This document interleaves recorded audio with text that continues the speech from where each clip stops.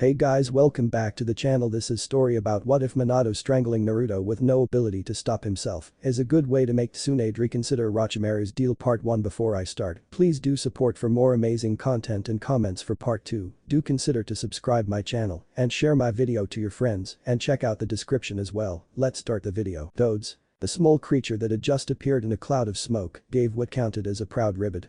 Behind the amphibian, Jiraiya beamed. Pretty sweet, huh? The boy's brow furrowed, his gaze darting between the tiny creature and its summoner in a mixture of focus and confusion. Jiraiya didn't seem to mind the pause. It was important to let the audience soak in the art, after all. Eventually, when clarity finally breached through their consciousness, they would follow their heart and shout out their praises like, "That's it." Jiraiya blinked. Were he a lesser man, such criticism could have cast a dark pall over his features. But he was Jiraiya of the Sannin.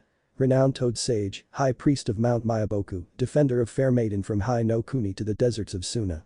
He would not be so easily derailed by the gripes of a lone critic. Greatness, as he had learned over many decades of adventures, was rarely appreciated by the common rabble. Sometimes, you had to sell it. That's it. The Toad Sage boomed, that's it. Kid. Summoning jutsu are some of the rarest, most powerful jutsu around. A contract with a summoning animal is something Chunin and Jounin would kill for the opportunity to obtain. And to have a contract with the legendary Toad clans of Mount Myaboku. Worth its weight in gold and then all the jewels in a daimyo's court. Shinobi nations have gone to war over much lesser contracts. The boy's eyes widened slightly and Jiraiya smirked. His words were breaking through whatever wall of ignorance had blockaded the boy's skull. The next words out of his mouth were surely bound to be amazement and one. "I mean," the boy said slowly, squinting as he examined the animal more closely. "What can they do?" For the briefest of moments, Jiraiya scowled. In a poof, the toad disappeared and Jiraiya stepped in through the smoke, laughing lively and hoisting his arms out wide. "What can they do?" he bellowed, sharing an incredulous look with the invisible audience surrounding them. "The Toad clan are the most dynamic fighters in the shinobi world. Fighting, brawling, espionage, drinking. You name it, and these toads can handle it." The boy tilted his head slightly with a distant look. "Will it help me fight Niji?" Inwardly, Jiraiya groaned. Leave it to a genin to be given the key to a mansion, only to ask where the bathroom was. Niji? Brat, if you were up against a whole legion of enemy ninja, there's not a single technique in the world that would serve you better than Kuchi's no jutsu. Hook. Line. Sinker. Jiraiya patted himself on the back for his showmanship. The kid had been much more difficult than he'd anticipated, but the legion line was inspired, if he did say so himself. He could already see the small sparkle glinting in the boy's eye. Visions of a lone, blonde shinobi standing before an approaching enemy army, a Hokage's cloak billowing dramatically in the winds of war. Despite uncountable odds, in the flash of hand signs, a matching army of massive toads descended on the battlefield, cutting clear through the enemy ranks. They'd take a few details, of course, but Jiraiya could vividly remember having the same daydream when first offered the scroll. The boy opened his mouth and Jiraiya closed his eyes with a smirk, calmly awaiting whatever jubilant enthusiasm was sure to come. The boy stammered, suddenly looking down and shifting nervously. "I don't know." Jiraiya blinked again. He said slowly, as if unsure what the boy had even responded, "Don't know." At the confusion in the sage's voice, the blonde suddenly jolted up straight, his face awash in embarrassment as frantically waving his hands in apology. No. He stammered, uncharacteristically apologetic. "I mean, this jutsu sounds freaking awesome. And you didn't have to offer to teach it to me, and it's really awesome that you did, and I'm very grateful, but..." Jiraiya leveled a small glare, tilting his head back slightly. "I'm offering you a summoning scroll. Once in a lifetime here, brat. How is there a but?" He could literally hear the rust on gears as they churned desperately in the boy's mind. "Well," the genin nervously offered. "Well, you said it could take out whole bunches of enemy ninja, but you didn't say how it fights against just one enemy." Jiraiya's glare relaxed, but he raised an eyebrow. "Like, what do you even do if you just want to take out one guy?" The blonde continued, staring intently into his hands so as to not have to look at the white-haired man. "Just summon some huge frog and make it fall on them." Jiraiya's immediate reflex was designed to respond on 2 points. 1. Just to reiterate and make sure the boy was aware while offering enough sarcasm to adequately convey that it was absolutely ridiculous for a genin to be turning down a summoning contract. Seriously. Ridiculous. He'd heard the kid was a little thick, but sheesh. And 2, of course, to explain that summoning a toad on top of someone was completely an acceptable plan of Ada. Jiraiya paused. Wasn't it? Jiraiya had summoned toads on plenty of his enemies. It was easily one of his favorite uses for his amphibious warriors. That said, the more he thought on the boy's question, the more he began to doubt the effectiveness of squishing your enemies beneath a mountain of summons. Gravity was a deadly weapon, but such skills took more spatial awareness and timing than he was sure the boy was capable of. Jiraiya recalled more than one small residence that had accidentally become the victim of such a move in his earlier years. What's more, however, Jiraiya was forced to re-examine the effectiveness of a summon in 1 versus 1 situations. While many of the larger toads were far more suited for mass fighting scenarios, there were plenty of smaller, more specialized members of the clan that could easily be of assistance in close quarters combat. That effectiveness, however, was entirely dependent on having a mutual bond of respect and trust with the toad. Effective combat with one of the smaller toads took coordination built up over hundreds of hours of joint training and at least a dozen broken bones. Longer than the month the boy had. The blonde, nervously shooting glances at the pensive look that had fallen over his new teacher's face, felt a new wave of guilt wash over him. "I'm sorry," he blurted, kicking himself for his own stubbornness. "I don't mean to turn down your offer, it's really very kind of you, mister. It's just, Naruto." The boy immediately fell silent, nervously looking up to meet Jiraiya's face. "Stop apologizing," he said, more softly this time as he examined how upset the young boy had become worrying about being ungrateful. Slowly, Jiraiya wandered over to the bank of a nearby stream and sat by its waters, motioning for the boy to follow him. "I'm not mad." Naruto's head whipped around, hesitation now mixed with the smallest sliver of hope. "You're not." Jiraiya shook his head, leaning back on his hands and giving a small laugh. "No. I'm not. You're still an idiot for not taking me up on my offer, but well. I'm not sure your reasoning is off." Naruto looked like he had something to say in response to that, but seemed to shake his head before turning his gaze back to the stream. "However," Jiraiya continued, "in my great, sage-like wisdom, I'm wondering what the hell has caused such a drastic switch to logic from the entirety of your other behavior today." At that, Naruto at least had the decency to look slightly ashamed. He replied nervously, "Well. You just were describing the technique really dramatically, and it suddenly started to sound like how Kakashi-sensei described that closet perverted Bisu he tried to pawn me off to." The blonde trailed off, but Jiraiya's features hardened, and the Sannin was suddenly filled with the urge to summon a toad on a certain jounin. Not a big one, really. Definitely a medium to heavy-sized one, though. "Pawned you off, did he?" "Yeah," the boy said with a sigh, his head slumping uncharacteristically. "I mean, I get that he's gotta teach that bastard something to fight the sand freak. Some wild and crazy jutsu or whatever, but I've been thinking about it more all day and I guess it just sort of got to me." "Hold on," Jiraiya interrupted in confusion. "Bastard. You mean the Uchiha kid?" Naruto nodded solemnly, a small sneer crossing his lips. "Yeah. His stupid Sharingan means he can learn whatever super awesome technique Kakashi-sensei is gonna teach him instantly. And Niji's got that crazy eye to jutsu that he gets from his family, and it's just." Naruto trailed off, but a deep frown had already settled across Jiraiya's face as the sun set in the distance. I feel like everyone's just had all these cool moves and secret techniques just given to them growing up and I'm just left picking up the scraps or stealing something." Naruto, having seemingly voiced the weighing angst in his body, leaned back on the river, resting his hands behind his head and stared up at the sky. Jiraiya's expression remained unchanging, but his eyes grew distant and guilty. And then, he had an idea. A stupid, reckless, ridiculous idea. One for the record books, really. He'd had ideas before, never as brilliant as the gifted Tsunades or the also gifted but super fucking creepy Orochimarus, but still, ideas. Some of them even worked. But this one had everything. Drama, intrigue, action. Horribly reckless. Probably. Potentially a spark for international conflict. The chance was pretty small, but definitely non-zero. Would it fix the guilty godparent-sized hole he didn't know he had that had suddenly appeared in his stomach and sucked in his insides? Well, that he'd just have to see. But, never one to get worked up because being a cool master ninja took constant effort, Jiraiya leaned back casually and turned his head towards the blonde. So he said lazily. "You want to learn something cool?" Naruto nodded, blue eyes longingly watching the crimson evening cloud soar through the sky. "I want to learn something that, when every other ninja sees it, they almost crap their pants in fear. I want to learn something that bastard Sasuke can't steal from me and that will knock the pants of these stupid judges." The sage nodded as the boy described his wishlist with a knowing grin. Well, that would definitely work. But, the whims of a 13-year-old were hardly enough to justify this idea. He needed at least something a little more justifiable than a view that essentially boiled down to "notice me, I'm a good ninja." "If you found a jutsu," Jiraiya continued, "something that fit all of those categories." Jiraiya tilted his head towards the boy and let his voice take a more serious tone. "What would you do with it?" "I'd use it like I use every other jutsu I know." The blonde replied back without a moment's hesitation. "Whatever helps me become strong so I can be the Hokage and protect my precious people." And suddenly, Naruto's whisker marks faded away and it wasn't Naruto lying next to him. The new man had the same neon blonde hair and the same blue eyes.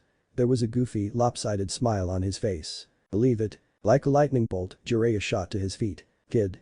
Jiraiya declared, a smug smirk sneaking across his lips as he rounded on the startled boy. Meet me here tomorrow morning at the crack of dawn. That early? Naruto shot back, utterly confused at the sudden burst of movement. What for? If at all possible, Jiraiya's grin got even wider. I've got something I think you'll want to learn. These seats had better be good, forehead. From her spot, Sakura bristled, but remained zen. The seats were good, after all. She'd shown up nearly 3 hours early to ensure they'd all gotten a front row seat to Sasuke-kun's fight. As if she'd sit in the nosebleed for such an event. As if, pig. Sakura said, finally, moving aside and patting the seat next to her that she had saved for her best frenemy. Where's Choji and Shikamaru? I thought they were coming with you. Ino rolled her eyes with a huff.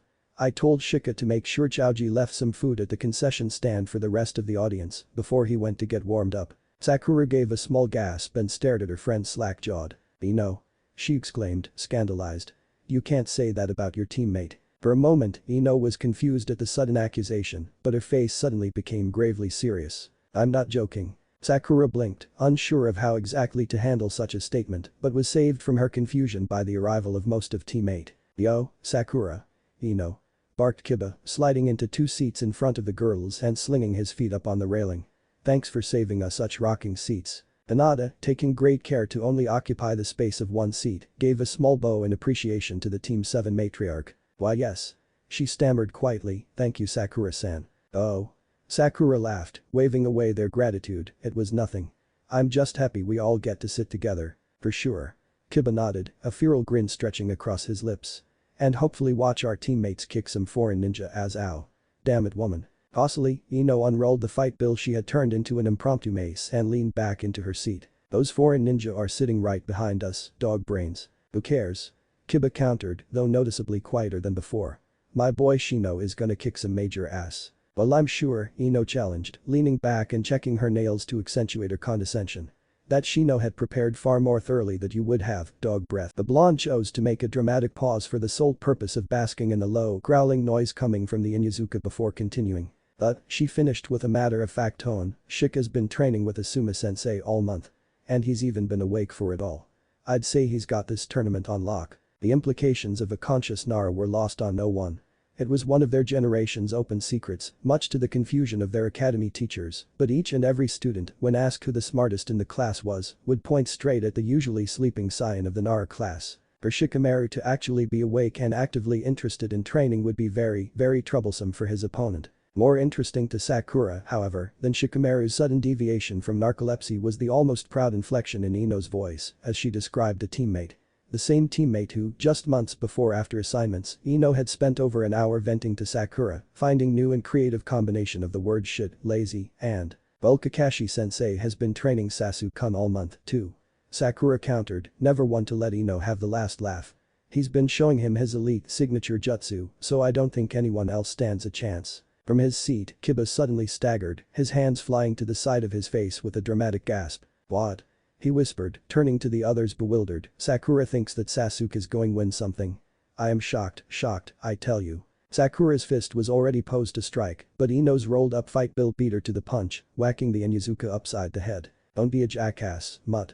Ino glared, she's allowed to root for her teammates. Kiba rolled his eyes, waving his chastisement away with a dismissive hand. Please, he shot back.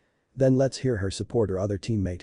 You, no, the one who barely got by me to be here. Sakura blinked. Yeah, Sakura-san, Choji smacked, suddenly entering the conversation only after fisting another handful of popcorn into his mouth. What about Naruto? Sakura blinked again, confused. What about Naruto? It was only as the blank stares of her classmates met her own that Sakura came to the sudden and startling conclusion that she had completely forgotten about the blonde idiot. Kiba, always the first to comment, slapped a hand to his face with a sigh. Unbelievable. He muttered, I mean, I know he's dead last and all, but sheesh. Get out of Sasuke's butt for like 2 seconds, would ya? No. Sakura shot back, rolling onto the defensive. I don't know where he is. I haven't seen him in a month. Ino gave the girl a look that made Sakura feel like she'd rather be hiding under her covers at home. You mean to tell me that you, his teammate in general center of orbit, haven't heard a peep from the single loudest ninja in the history of ninja? Well. It sounded stupid when you said it like that. No, I know. But she didn't know. She honestly had no idea where the boy had been or who he had been training, but she suddenly felt absolutely awful for not knowing. Idiot or not, Naruto was her teammate. Of course, she wanted him to do well. Well, he didn't come to our training ground. Sakura felt her stomach churn at how pitiful of an excuse that was. And you didn't wonder where he had been. Sakura didn't even register who had asked her, as suddenly the arena PA system burst to life. Lord Hokage, hiding annoyance from his face, Sarutobi turned to the veiled Kazekage with a well-practiced welcoming smile. Yes, Lord Kazekage. Their village is quite lovely. This arena is truly something to remember for a lifetime. Outwardly, the aged Kage's lips drew into a gracious smile. He even complimented the gesture with a small nod from his seat. I thank you, Lord Kazekage. Many great individuals work tirelessly at its upkeep. Inwardly, the Sandaime bit down a sneer. He was already on edge with his wayward student running rampant through the examination. The last thing he needed was to be hounded with asinine questions by an overbearing foreign leader. What's more, the Kazekage was different than the last he had met. The man. Less hardline autocrat, more creepy movie villain, his Anbu had confided to him after surveilling the man for hours. Sarutobi sighed. As if he needed more stress at his age. And for the opening match of these Chunin exam finals, please welcome Hyuga Neji to Arena Center. Joining Neji for his final preparations is his squad leader, Mido Guy of Konohagakure. The arena erupted into a raucous applause. Hyuga were always a crowd favorite in home exams. The clan usually shelled out thousands to reserve prime seats for all its members, main house and branch. Even at Chunin level, the opportunity to witness the legendary Byakugan was a treat in and of itself. I have heard much of this boy's master. The Kazekige's gravel voice seemed to hiss. He must have trained a truly formidable student. Sarutobi nodded firmly. At least this was conversation about the task at hand, for once. Mido Guy is one of Konoha's foremost jutsu experts. Young Neji is extremely capable for a shinobi his age. The Kazekage chuckled behind his veil, his eyes locked on the arena. Then let us hope his challenge is up to the task. And now, facing Hyuga Neji in round 1, please welcome Uzumaki Naruto to the arena. For a moment, the arena was silent and the Hokage felt his heart clench in his chest. But then, he heard it. Slower, and definitely less enthusiastic than for the first combatant, Sarutobi was unable to fight a proud smile that stretched across his face as the crowd gave a Konoha shinobi support. It had seemed that things might finally be looking up for TH. There was a sudden surge of static and the announcer burst back over the PA, assisting his apprentice in his final preparations as Lord Jiraiya of the Sannin. The moderate applause that had filled the arena went silent and Sarutobi lurched in his chair. Lord Hokage. The Kazekage said urgently, his voice alarmed. I was not told Lord Jiraiya would be in attendance. You were not told, Lord Kazekage. The elder Kage grit out tersely, his eyes narrowing at this sudden surprise. Because I was not aware of this sudden development. From the arena, both men watched as a tuft of neon blonde hair entered the arena, shadowed by a long white mane. The two exchanged a hushed conversation, the crowd noise offering no obstacle to communication because the arena remained in a stunned silence. The sage tousled the blonde's hair and Sarutobi watched as his former student dashed away, narrowly avoiding an embarrassed left hook from the boy. Sarutobi closed his eyes, searching desperately for his center. Student mine, he growled internally, I swear if you've done something stupid I will. Sensei. Both Kages turned to find a beaming Jiraiya casually making his way down the balcony towards their section, almost skipping as he approached. Lord Kazekage, the Sannin said with a reverent bow as he approached. I apologize for the intrusion. I hope I am not disturbing you. The Kazekage nodded slowly in response, hesitating for a moment before acknowledging the greeting. Jiraiya of the Sannin. The veiled man replied. To what do we owe this honor? I was unaware you would be in the city. Jiraiya gave a shrug and a small laugh at his own machinations. Well, I put in a lot of effort on my new apprentice, already. Figured I'd come and see if he was worth it. Sarutobi had a vivid fantasy of him smashing his chair over his student's head, but managed to brush it aside. Just barely. Jiraiya-kun. The Hokage said, his voice grandfatherly and warm. What a wonderful surprise. We have so much to discuss. Sarutobi forced himself to smile at his words, barely restraining his urge to knock his former pupil upside the head. But first, are my ears deceiving me? Are you substituting in for Haddock-san at present or nah? Jiraiya waved his hand dismissively as he walked around next to his teacher. Just sent you the paperwork yesterday. I took on a new apprentice. Teacher and student's eyes met and a silent battle flared to life. Did you now? The sage nodded. Yep. And let me tell you, sensei. I think this one's a winner. You've taken Naruto-kun. Yep. As an apprentice. Jiraiya lazily scratched his head with a yawn. No shortage of paperwork to take him off the roster, but I bet you'll see it on your desk tomorrow. Sarutobi's hands wrapped around the ends of his chair and the wood began to whine under the pressure. Since when did you decide on this arrangement? Last month. There were no words that the Hokage wanted to say that were appropriate for current company. Or even private company, for that matter. And what he trailed off, his voice wavering slightly as a small crack began to spiderweb down the arm of his chair. Pray tell, have you been teaching young Naruto-kun over the past month? At this, Jiraiya leaned back and gave a nervous laugh. You know, he said, leaning closer to the Hokage's chair. That is actually something I'd like to talk to you about. The arena was bigger on the inside. Sure, it had looked huge as they had walked inside, the story's tall stone structure stuck out like a sore thumb against the Konoha skyline. Massive as the Colosseum may have looked on the outside, the moment you stepped in the center. Neji scoffed as he watched the blonde boy gaze around like an idiot. Are you going to continue gawking like a fool? The Hyuga taunted, or were we going to fight? Naruto snorted as he swung his arms in a cross-body stretch. Well. He shot back brightly. Picking up being a douche right where you left off, huh? Vulgarities. Neji spat, shifting into his stance. I should expect nothing less from trash like you. Easy there, tough guy. Naruto replied with a smirk. Won't look good when trash knocks your teeth in. Neji's face remained undisturbed, but the sudden tensing of his stance let Naruto know that the sentiment had been received. Proctor? The Hyuga demanded. May I begin? From his spot nearby, Heiei gave a tired sigh. Why were the genin always such drama queens? Not yet. He commanded, chewing idly on his pick. I haven't gotten the signal. You two keep insulting each other or whatever makes you feel special inside. As much as he resented the flippant response, Neji resolved that goading his opponent was, if nothing else, cathartic. It is your destiny to lose this battle. He declared to the blonde. Even if you are now the student of a Sannin. It has been decided from the moment you were doomed to face me. Naruto, who had been mid-stretch on his calves, groaned. Oh, for crying out loud. He replied, rolling his eyes. You're still on this bullshit. You're a failure. You will suffer the fate of all failure. Oh, yeah. The blonde whispered, his eyes narrowing as he sank into a battle stance.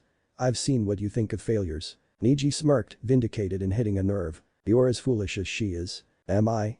Naruto shot back, matching Neji's pacing around Heiei as the Jounin raised his hand in preparation to start the match. Or maybe we're both onto something. Neji let loose a dark mocking laugh. Your delusion is truly pitiful. And the stick stuck up your ass is really annoying. Heiei's hand fell, and Neji surged forward in a rage, his open palm slamming into Naruto's chest and sending the boy hurtling back. The blonde had only just managed to right himself when he gave a yelp, diving to the side as he dodged a second barrage of attacks. What's wrong, dead last? Neji shouted as he relentlessly pursued the blonde across the battlefield, his missed strikes leaving small craters in the ground. Where has your bravado gone? Vijebushin. There was an audible gasp in the arena as one genin became 10, but Neji remained nonplussed. Clones? He scoffed, blood surging around his eyes as the Byakugan flared to life. You think to run from the all-seeing eye of fate with clones? 3 of the clones, forming a triangle formation, charged at the Hyuga. The first punch struck air as Neji effortlessly twisted his body out of the path of the strike, slamming his palms into the guts of 2 attackers. The third, however, hit its mark. The chakra-infused haymaker made contact with Neji's jaw, and the Hyuga was tossed like a rag doll to the side. Solid clones. The Hyuga muttered, climbing back to his feet and shifting his stance yet again. Unexpected. Neji's eyes narrowed, his pale wide orbs seeing all. But it won't save you. The remaining 7 clones charged and there was a flurry of limbs followed by 6 puffs of smoke. Only one of the Narutos didn't disappear, and that one was sent sprawling to the ground with a thud and a worrisome cracking noise. Worthless. Neji said evenly, slowly striding across the arena while Naruto struggled to his feet. A loser like you never stood a chance against my might.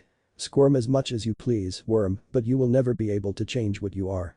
Destiny has already decided your fate. Neji saw the boy heave deeply, and he smirked. Crying. What a disgrace of a nin. Laughing. From his spot on the ground, shakily rising back to his feet, the sound escaping from the blonde wasn't of surrender, but like the funniest joke he'd ever heard, had just been whispered into his ear. Neji saw red. You dare? He roared, engorged veins throbbing around his eyes. The blonde, through fits of giggles, tried unsuccessfully to rein himself in, weakly holding up a hand. He stammered between spurts, whipping his eyes of tears. I mean, you're just fitting this mold so perfectly it hurts. This is exactly like Hiruzen said it would go down. Neji froze, despite his overwhelming urge to juke the blonde into a wall. You what? But Naruto could barely focus, the situation was just too funny to him. You're trash. The blonde growled, air quotes following his words. You can't beat me because fate. Blah, blah, blah. Monologo. Monolu. Monoli. Neji maintained his glare as the blonde seemed to trail off whispering to himself. From up in the stands, Jiraiya slapped a hand to his face, mortified. Monologue. Oh, that's it. Monologue. Niji's face held unbridled rage as he slipped once more into his stance. I was going to allow you to surrender once you were beaten. The Hyuge growled. But now, I'm going to beat you into unconsciousness. Naruto, seemingly recovering from his forgetfulness, replied with a smirk as his hand reached into his back pocket. Choose your final words carefully, dead last. The blonde grinned. You know the problem with spending your life looking up for your destiny written in the stars. Naruto pulled out a single three-pronged kunai and focused intently on a toss as Niji charged. Us losers will walk right by you. With fluid ease, the Hyuga shifted just centimeters to the left, allowing the kunai to pass harmlessly past him as he surged forward, hands blazing with chakra. His eyes narrowed in, looking to engrave the blonde's helpless look forever in his memory. But Naruto smirked. And then there was a brilliant yellow flash. For a moment, everything was perfect. Sunlight, late summer gold across the field like warm rain. Wind rustled the land and the nearby trees, branches swaying in tune to the melody of the forest. Serene. Meditative. A perfect zen space where HLLP. Jiraiya's face contorted, eyes straining to close even deeper. Deep breaths, in and out, as he returned to the garden of the serenity in his mind. The noise faded and the low rustle of the leaves returned. The sun's dull heat flushed across his face. He was here, and here was he. One with the grass and the ground. Nature breathing in, his own body breathing out in a perfect cycle of "See sensei." Jiraiya closed his eyes harder. More peace. More serenity. "Sensei," I think the voice moaned. It was so loud. The leaves felt distant. Jiraiya was fighting with every ounce of discipline he had. His own cells screaming peace against the wave of distraction that only sought to distance him from the serenity of the "I'm gonna hurl." Naruto clenched, a dry squelch squishing into his throat. The zen was gone, and Jiraiya's finger snapped up and pointed away into the woods. "That way," he ordered. "If you're going to lose your stomach again, you do it that way." The blonde's body trembled and swirled in a scramble for the tree line. He made it 4 or 5 shuffles before being overcome. Leg. It was much worse, Jiraiya decided, now that the boy was only dry heaving into the ground. He'd lost any actual sustenance stored in his stomach hours ago. The sound without the event was more grating on his ears than the actual vomit. Naruto began, attempting to re-find his footing. "I just can't get over the twist. Every time I jump my whole body just feels so wrong." "You're summoning yourself, kid," Jiraiya said, forcing his mind back from the display. "You've got to get used to relaxing your notion of spatial positioning." Spatial. Naruto squinted. Spatial what? What Jiraiya wanted to do was turn and walk away right there. Or scream. Maybe both. Now, however, he just gave a slow and measured nod. 3 weeks of disappointment had tapered his expectations somewhat, and he was able to keep the totality of his disappointment bottled up inside. "Listen," he answered, reaching to his right and plucking a single leaf from a fallen branch. "I need you to be like this leaf when you think about where you are." Naruto appraised the leaf with the same expression that children have when listening to business talk or advanced number theory. "Huh?" was the response.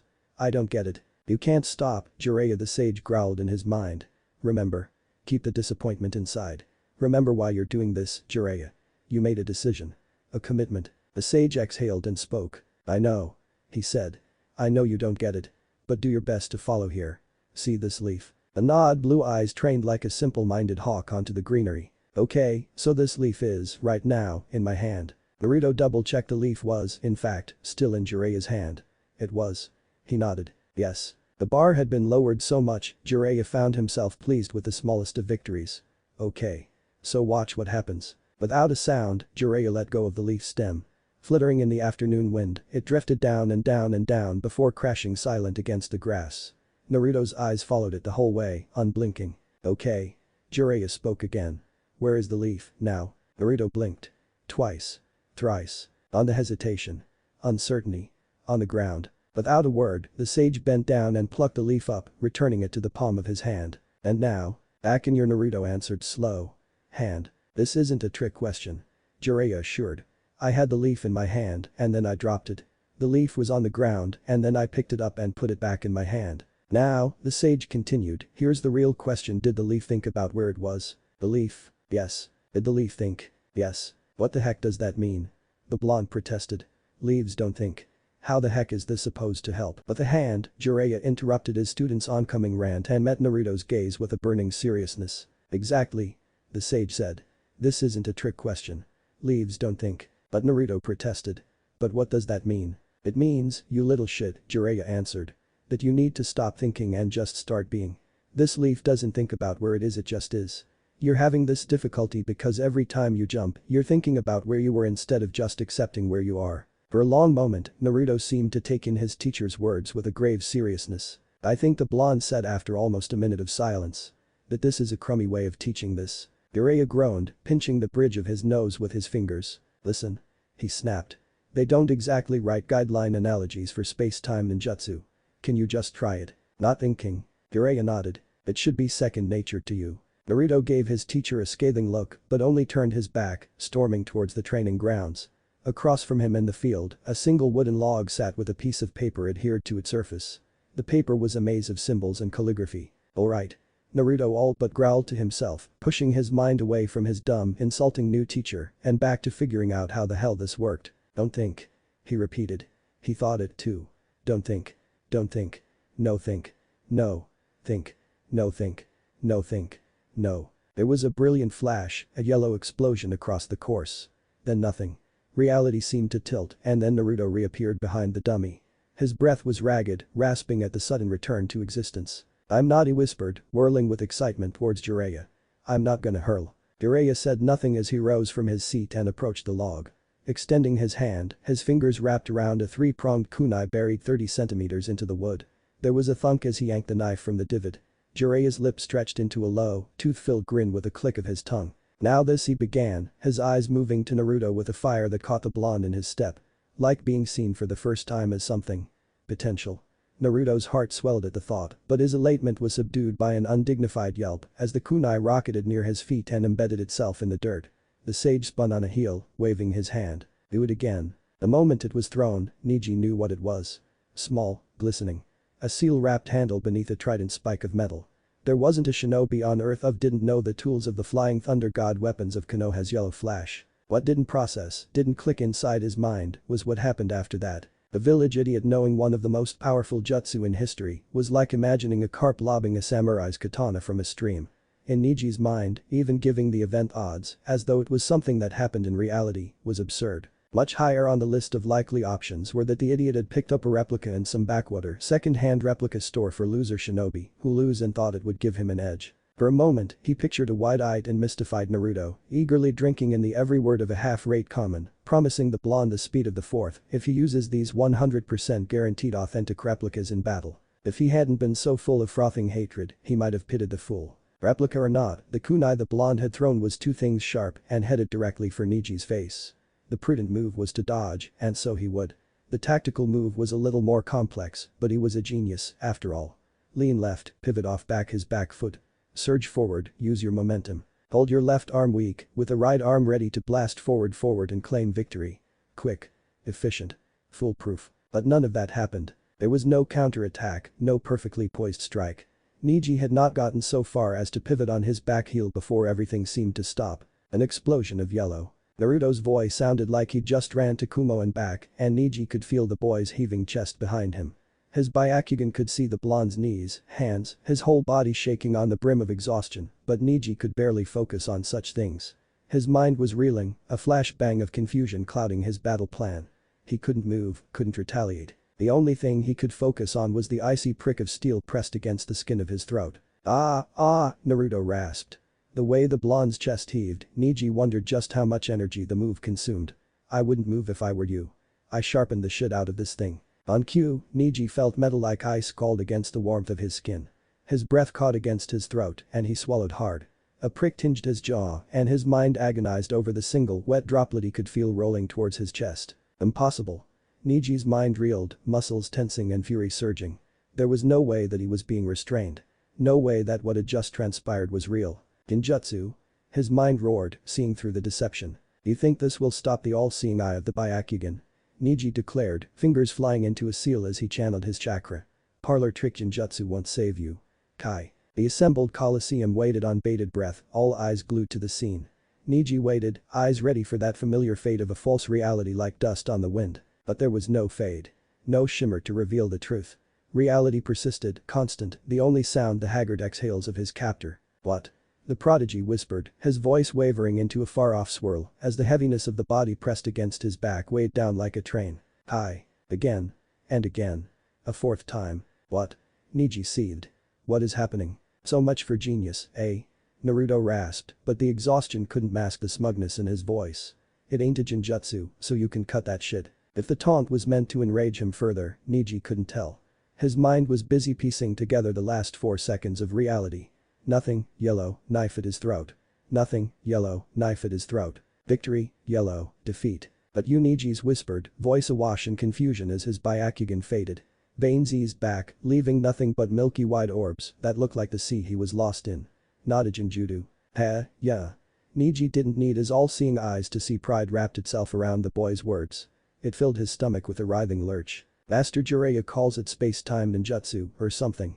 Naruto explained, as though his words were normal and any of this was normal and not living in an upside-down world. The blonde gave a casual shrug, as though further technical details escaped either his memory or his interest. It's kind of complicated, but it's cool as hell. Space-time ninjutsu, Neji repeated. It was less a statement and more weighing whether or not those words were real. He was snapped from his thoughts as the pinch of steel brushed against his neck. Boy, Proctor. The blonde hollered, shifting his head to make eye contact with the still dumbfounded Hate, falling disinterested with the Hyuga's ramblings. This counts as a submission, yeah. The Jounin didn't respond, and Naruto had time to ponder how the toothpick stayed hanging, even though the Proctor's mouth was gaping open. Hate's response was a racking cough, which was good because it hid the utter shock running down his nerves. Memories of yellow flashes swirled just behind his eyes, and, suddenly, the image of a blonde, loudmouth genin looked too much like a poster he'd had in his room as a child. No. Hate said, his voice monotonous and droll because it didn't matter if this kid had summoned a Biju, he had an appearance to keep up. Jounin didn't gape at genin, and he'd be damned if the whole village would see the crumbling of his meticulously cultivated aesthetic. Your opponent is standing. Victory is by knockout or forfeit. He continued, before raising an eyebrow. Knockout, forfeit, or death, that is. Either way, giving him a hug from behind won't cut it. Something about the phrase or death when combined with a bladed knife brought Neji's arms empty to his side. Shock gave way to the reminder that he was, in fact, being held hostage. Well shit. Naruto said, and Neji was reminded that he was being held hostage by an idiot. I'm going to be honest, I don't have a clue how I could knock you unconscious right now without you maybe escaping. And that's not going to work, for me. So, what? Neji hissed, inhaling deep and trying to calm his mind back into zen. He shifted in the blonde's hold, pushing at the common escape points of a bind and biting down the frustration of discovering that someone seemed to have actually trained the idiot how to hold the knife poised at Neji's neck. Do you expect me to surrender? I mean, Naruto replied, sounding unsure how this was a conversation he was still having. The other option is her death, so yeah. I kind of figured. Neji said nothing, and his silence echoed throughout the arena. Setting his jaw, the Hyuga prodigy rose to his full height, his eyes leveling in the distance as his shoulders rolled back. The blade of the kunai remained glued to the thin red gorge it had cut, a hairline trickle ebbed by steel. Then kill me. Naruto audibly scoffed. I'm sorry. He offered, wondering if his grip around Neji's neck had been too tight. He could recall Jiraiya, just days before, describing the effects of loss of blood circulation for various body parts. Stupid suicidal declarations during a stupid contest seemed to fall right about there. Say what now? You heard me, Uzumaki. Neji replied, and Naruto didn't like the way his name sounded like a dirty word when Neji said it. The blonde's jaw clenched as he bit down the sudden urge to knee this jackass in the kidneys. Listen here, prick. Naruto all but growled, his voice and patience dried up by the encounter. I don't know who or what curled up your ass and died, but I'm here offering you a chance to. If you think you are sparing me by allowing me to surrender, you are mistaken. Neji interrupted, his voice like rocks grating against steel. Naruto's face contorted, his annoyance only receding for confusion to take its place. No. The blonde reasoned back, his words slow and deliberate. I think you're misinterpreting the other option in the surrender or death equation. You see, death is, like, not the one you want to pick. It was difficult, as the village pariah spoke to him in metered patronizing tones, for Neji to not fling himself forward onto the blade. The kunai at his neck was sharp, but was it really worse than being held lectured to by the intellectual equivalent of a farm animal? He exhaled and let the rage travel down his arms and dissipate in the clench of his fist. Spare me your opinions, I care not. Neji replied, his voice and gaze piercing into the concrete wall 20 meters away. I don't know what kind of trickery you managed to pull or whether that was even what I think it was. Either way, I'll not be mocked by trash such as you.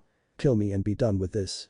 Do not allow my failure to linger. The demand was met by nearly a minute of stunned silence before Naruto's brain could think of a response. Okay. I'm sorry, what the actual fuck is wrong with you? Neji scowled, lips curling in a digest.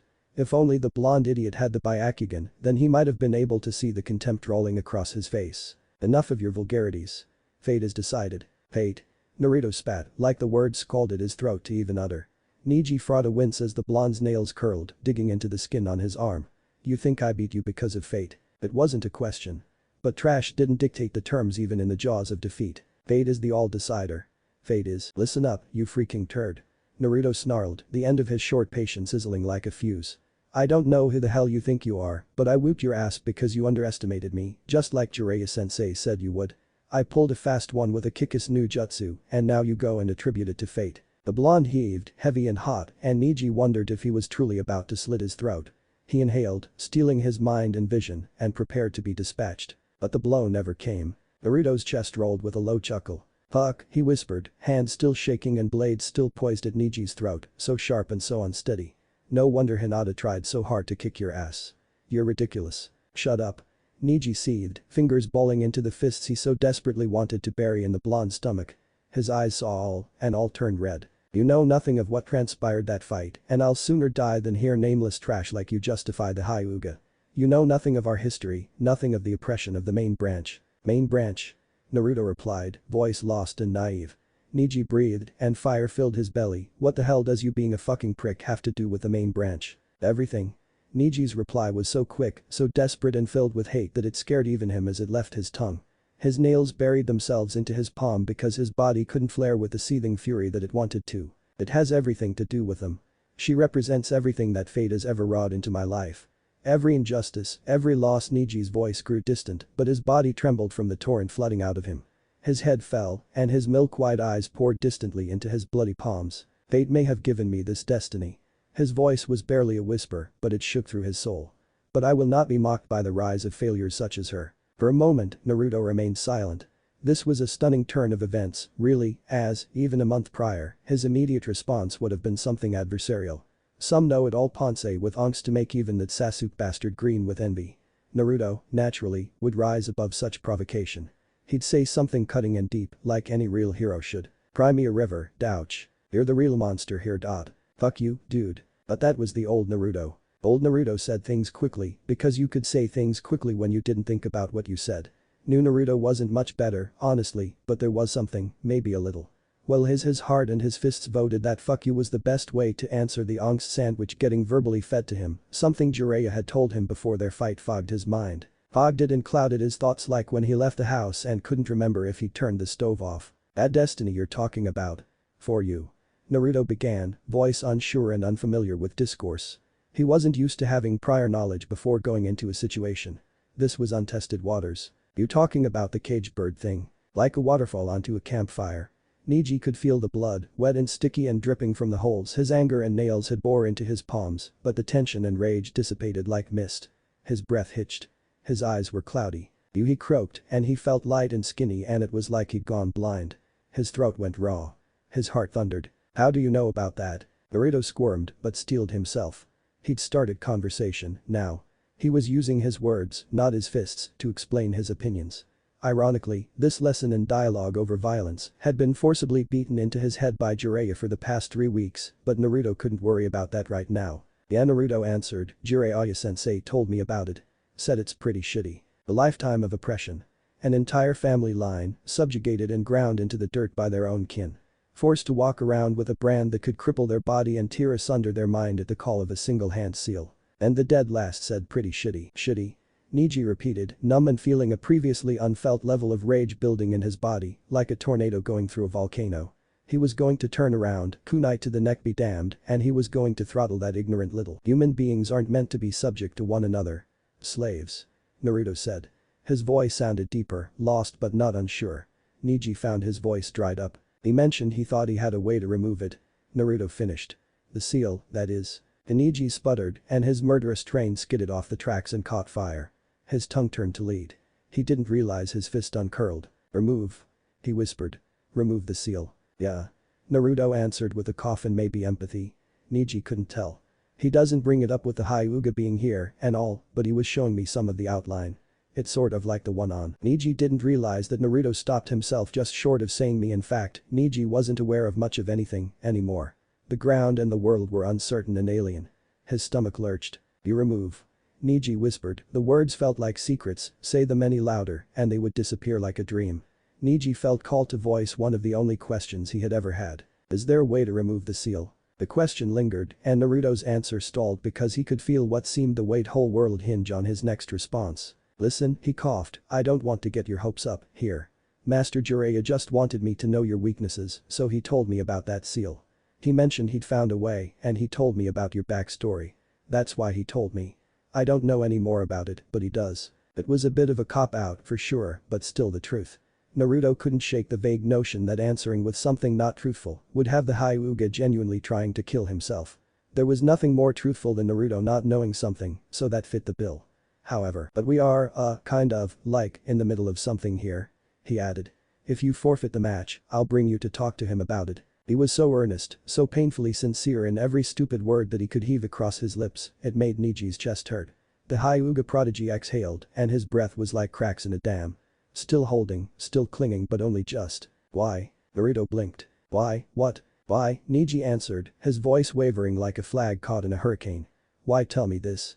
Why are you doing this? Listen, I just want to win this match, alright. Naruto answered. It wasn't the empathetic or caring thing to reply, but it was honest. Lying took energy, and he was just too damn tired to make up some sob story. You don't seem awful, you're just an. Nobody deserves to live a life caged like that.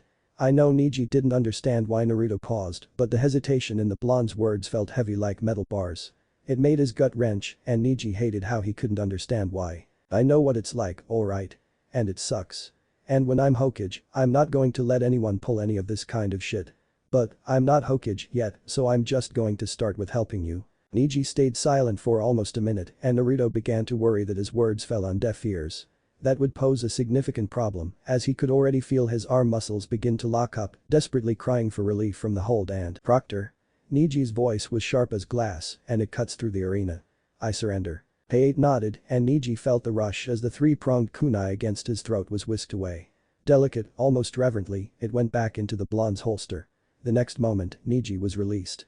Naruto pushed off, shaking his arms to try and slough off the fatigue rolling up his muscles. Niji wasn't tired, but everything hurt. His feet dug little tracks into the dirt as he moved away. Holy shit. Naruto gasped, hands behind his head as he circled in place stalking because even if he was tired he couldn't not move. Doing it when I'm the one making the seal, that's exhausting. From his spot a couple meters away, Niji gave a slow, shifting turn. His body twisting until milky-white eyes stared back into Naruto's pools of blue. The prodigy said nothing, and Naruto squirmed. So does sometime later this week work? He offered, feeling exhausted and deeply uncomfortable as Niji's eyes just stared at him, all glassy and expressionless. Because, I've gotta be honest, I'm gonna need a minute or something. I'm still definitely not used to that. Are you telling the truth? Niji asked. He didn't move, didn't meet the blonde's eyes, and his voice barely even made it to his opponent. Huh? Naruto blinked, before waving a disinterested hand as he continued to pant like a dog. Oh, yeah. It's a promise. That's my ninja creed. I won't go back on my word. Niji stared for a long moment at the declaration in complete and utter silence. After 3 seconds of no movement, Naruto's face scrunched as the blonde shifted uncomfortably. Well? He demanded. Say something, you weirdo. It was slight, imperceptible even. But Niji didn't say anything. He laughed. 1, then 2, a giggle turned to a chuckle to full-blown barks of laughter. The sound echoed through the still silent arena and rippled out into the summer air. Naruto, unaware of what the hell was so funny, didn't laugh, took a cautious step back. He'd taken Niji for the broody type, and if Sasuke had ever started laughing, his first instinct would have been to back away slowly. He figured the same procedure would fit here. Good luck, Uzumaki Naruto. The proud Hyuga called, the declaration echoing behind him as the prodigy entered the nearby tunnel and disappeared. Naruto stretched, pushing his hands to the base of his back till he heard his spine pop in a few places. So he said loudly, turning towards Hayate. We done here? Cause I'm hungry. Hayate didn't know how to reply, but he was overwhelmed with relief that he hadn't signed on to take a genin team this year. Winner, Uzumaki Naruto. Jiraiya. People had forgotten Sarutobi Hiruzen. Age tended to do that. The years drag on, and the memories of how things used to be just seemed to erode. Sarutobi Hiruzen. The god of Shinobi. There was a time where he had been hailed as the second coming of Hashirama himself. Undisputed power, the will of fire reincarnate. Konoha under his gaze had been the most prosperous, the most protected in its history. But people had forgotten. For Jiraiya's money, it was the gimmicks. People only remembered the things that were flashy, the things that stood out. Hashirama and his wood style, Tobirama and his water jutsu, even though his forbidden jutsu were far, far more dangerous. Then Minato had come along, and everyone seemed to forget about poor aging Sarutobi Hiruzen. Jiraiya knew better. Brutal efficiency. That was the way he described his former master. All the power, all the finesse and skill of his predecessors with none of the ego. None of the drama. People had forgotten how powerful the third Hokage was because no one he fought survived to tell some horror story of their battle. Efficiency was the most dangerous shinobi trait, and that's why Hiruzen was the god. A shinobi to be feared above all others on the battlefield. One who didn't fight for glory or infamy, only purpose. The living incarnation of the will of fire. As Jiraiya turned to face his former master, his heart clenched in his chest. A pressure, a wave, surged through his body and sent a chill down his spine. Their eyes met and Jiraiya stared down the flame. "Come with me," the Cage commanded. Now. It was a testament to decades of training and discipline that Jiraiya could even stand. The third Hokage's chakra wasn't flared, but the chill of his voice dug into the box like thunder. Jiraiya forced out a nod before turning, disappearing down the nearby corridor. Hiruzen rose from his chair, his movements metered, calculating. If one looked closely, there were spiderweb splinters left in the wood of his chair. Without another word, Hiruzen moved to follow his pupil until a voice called out from behind. "Hokage-sama." The Kazekage spoke. Sarutobi paused, the company of the box forgotten in the turn of events. "Yes, Kazekage-sama." The honorifics were there, but the conversation balanced on the edge of a razor. "I was not aware," the veiled Cage questioned. His voice sounded different than before. Strained. Concerned. Scared. Akinoha had raised a second yellow flash. Sarutobi's gaze was a line, his eyes watching in silence as a hapless boy heaved against his opponent in the arena. He exhaled, and the brim of his hat shaded his eyes from view. "Then you now know, Kazekage-sama." If the Kazekage expected more details, he was left wanting. The god of shinobi disappeared down the corridor behind his student. "What?" he growled as he reached Jiraiya. "A fury. A fire. Have you done?" "You know exactly what I've done." Jiraiya countered. "Like a man juggling fire. And if you're asking me, it's something that should have been done along." "Do not." Hiruzen's voice is like an avalanche. "No one is asking you. You do not get a voice. Do you have any idea what you've done?" "What I've done?" Jiraiya growled. "I've taught my student." "What you've done," Hiruzen's presence swelled, a circle of cracks bursting into the concrete under his feet. "Is give an open bounty from every ninja nation on earth to a child." "He's not a child." Jiraiya met Sarutobi's accusation with a hiss. "He's a soldier and he's been one since the day you let him join the academy." "I let him join to protect him." Sarutobi countered. "To learn to control his stinks. To let him live a normal life." "Normal?" Jiraiya's hand smacked against the stone wall of the walkway. Spider-webbed fissures bloomed from the contact. "Is that what you think he is? Normal? Naruto's never been normal and will never be normal. He is a child who deserves the right to live without a target on his back. He's always had one." Jiraiya snarled, eyes flaring. "He's had a target on his back since the moment Minato stopped that monster, and all you've done is hamstring him by trying to not play favorites." The glare in Hiruzen's eyes was ice. "You would lecture me?" Hiruzen answered. "You have the audacity to question my judgment." Brown eyes simmered beneath the brim of the Hokage's hat. "You abandon the boy for 13 years and then walk in with the gall to question me?" The Cage seethed. "I wouldn't have it. Audacity even from you." Jiraiya's teeth ground in his cheek with a click as he reared back to his full height. He was always taller than Hiruzen, but it felt like more, now. "Trust me," he began. His voice was a mixture of will and shame and it tasted in his throat. "A few things have become very clear, very quickly. I've plenty of blame on myself for assuming my pupil's son, the Hokage's son, would have been treated properly in the city he saved." Hiruzen hadn't been this angry in years, his fists trembled in his hands. "Bet out. When the tournament's through." Jiraiya answered. "We will." "We?" Hiruzen balked, unsure if his anger had clouded his hearing. "You think Naruto is going anywhere?" Jiraiya nodded. "He will," the sage replied, reaching into his pocket and pulling a small scroll from his belt. "Because they're here looking for him, now." The tremor in the Hokage's hand slowed, tension easing, but for a moment in his fingers as he recalibrated his thoughts around the statement. Reaching forward, he snatched the scroll from his student's hand and read the text. Almost a minute passed before another word was spoken. "Explain." Neither man was willing to let go of the tension, blades poised at throats, but the command shifted in Jiraiya's spine and it was like he was reporting again. "A report I got last week," he said.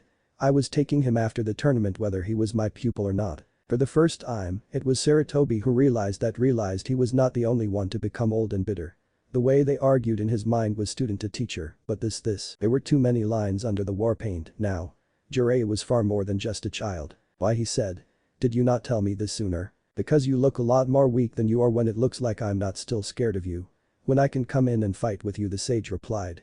You look a lot easier to assassinate. The tension evaporated like a falling tide, but the new reveal lingered on the gaps like resin. Jiraiya would barely see his master's eyes in the dim light of the tunnel. So that was his play. Something was wrong, so to further the tension he publicly humiliates the Hokage in his own home. Such measures, such disrespect. Hiruzen found himself momentarily remorseful he had failed to see underneath the underneath. You're absolutely sure of this? No. Jiraiya answered. But their agents are here. Something's happening and whatever it is doesn't want us to be on speaking terms.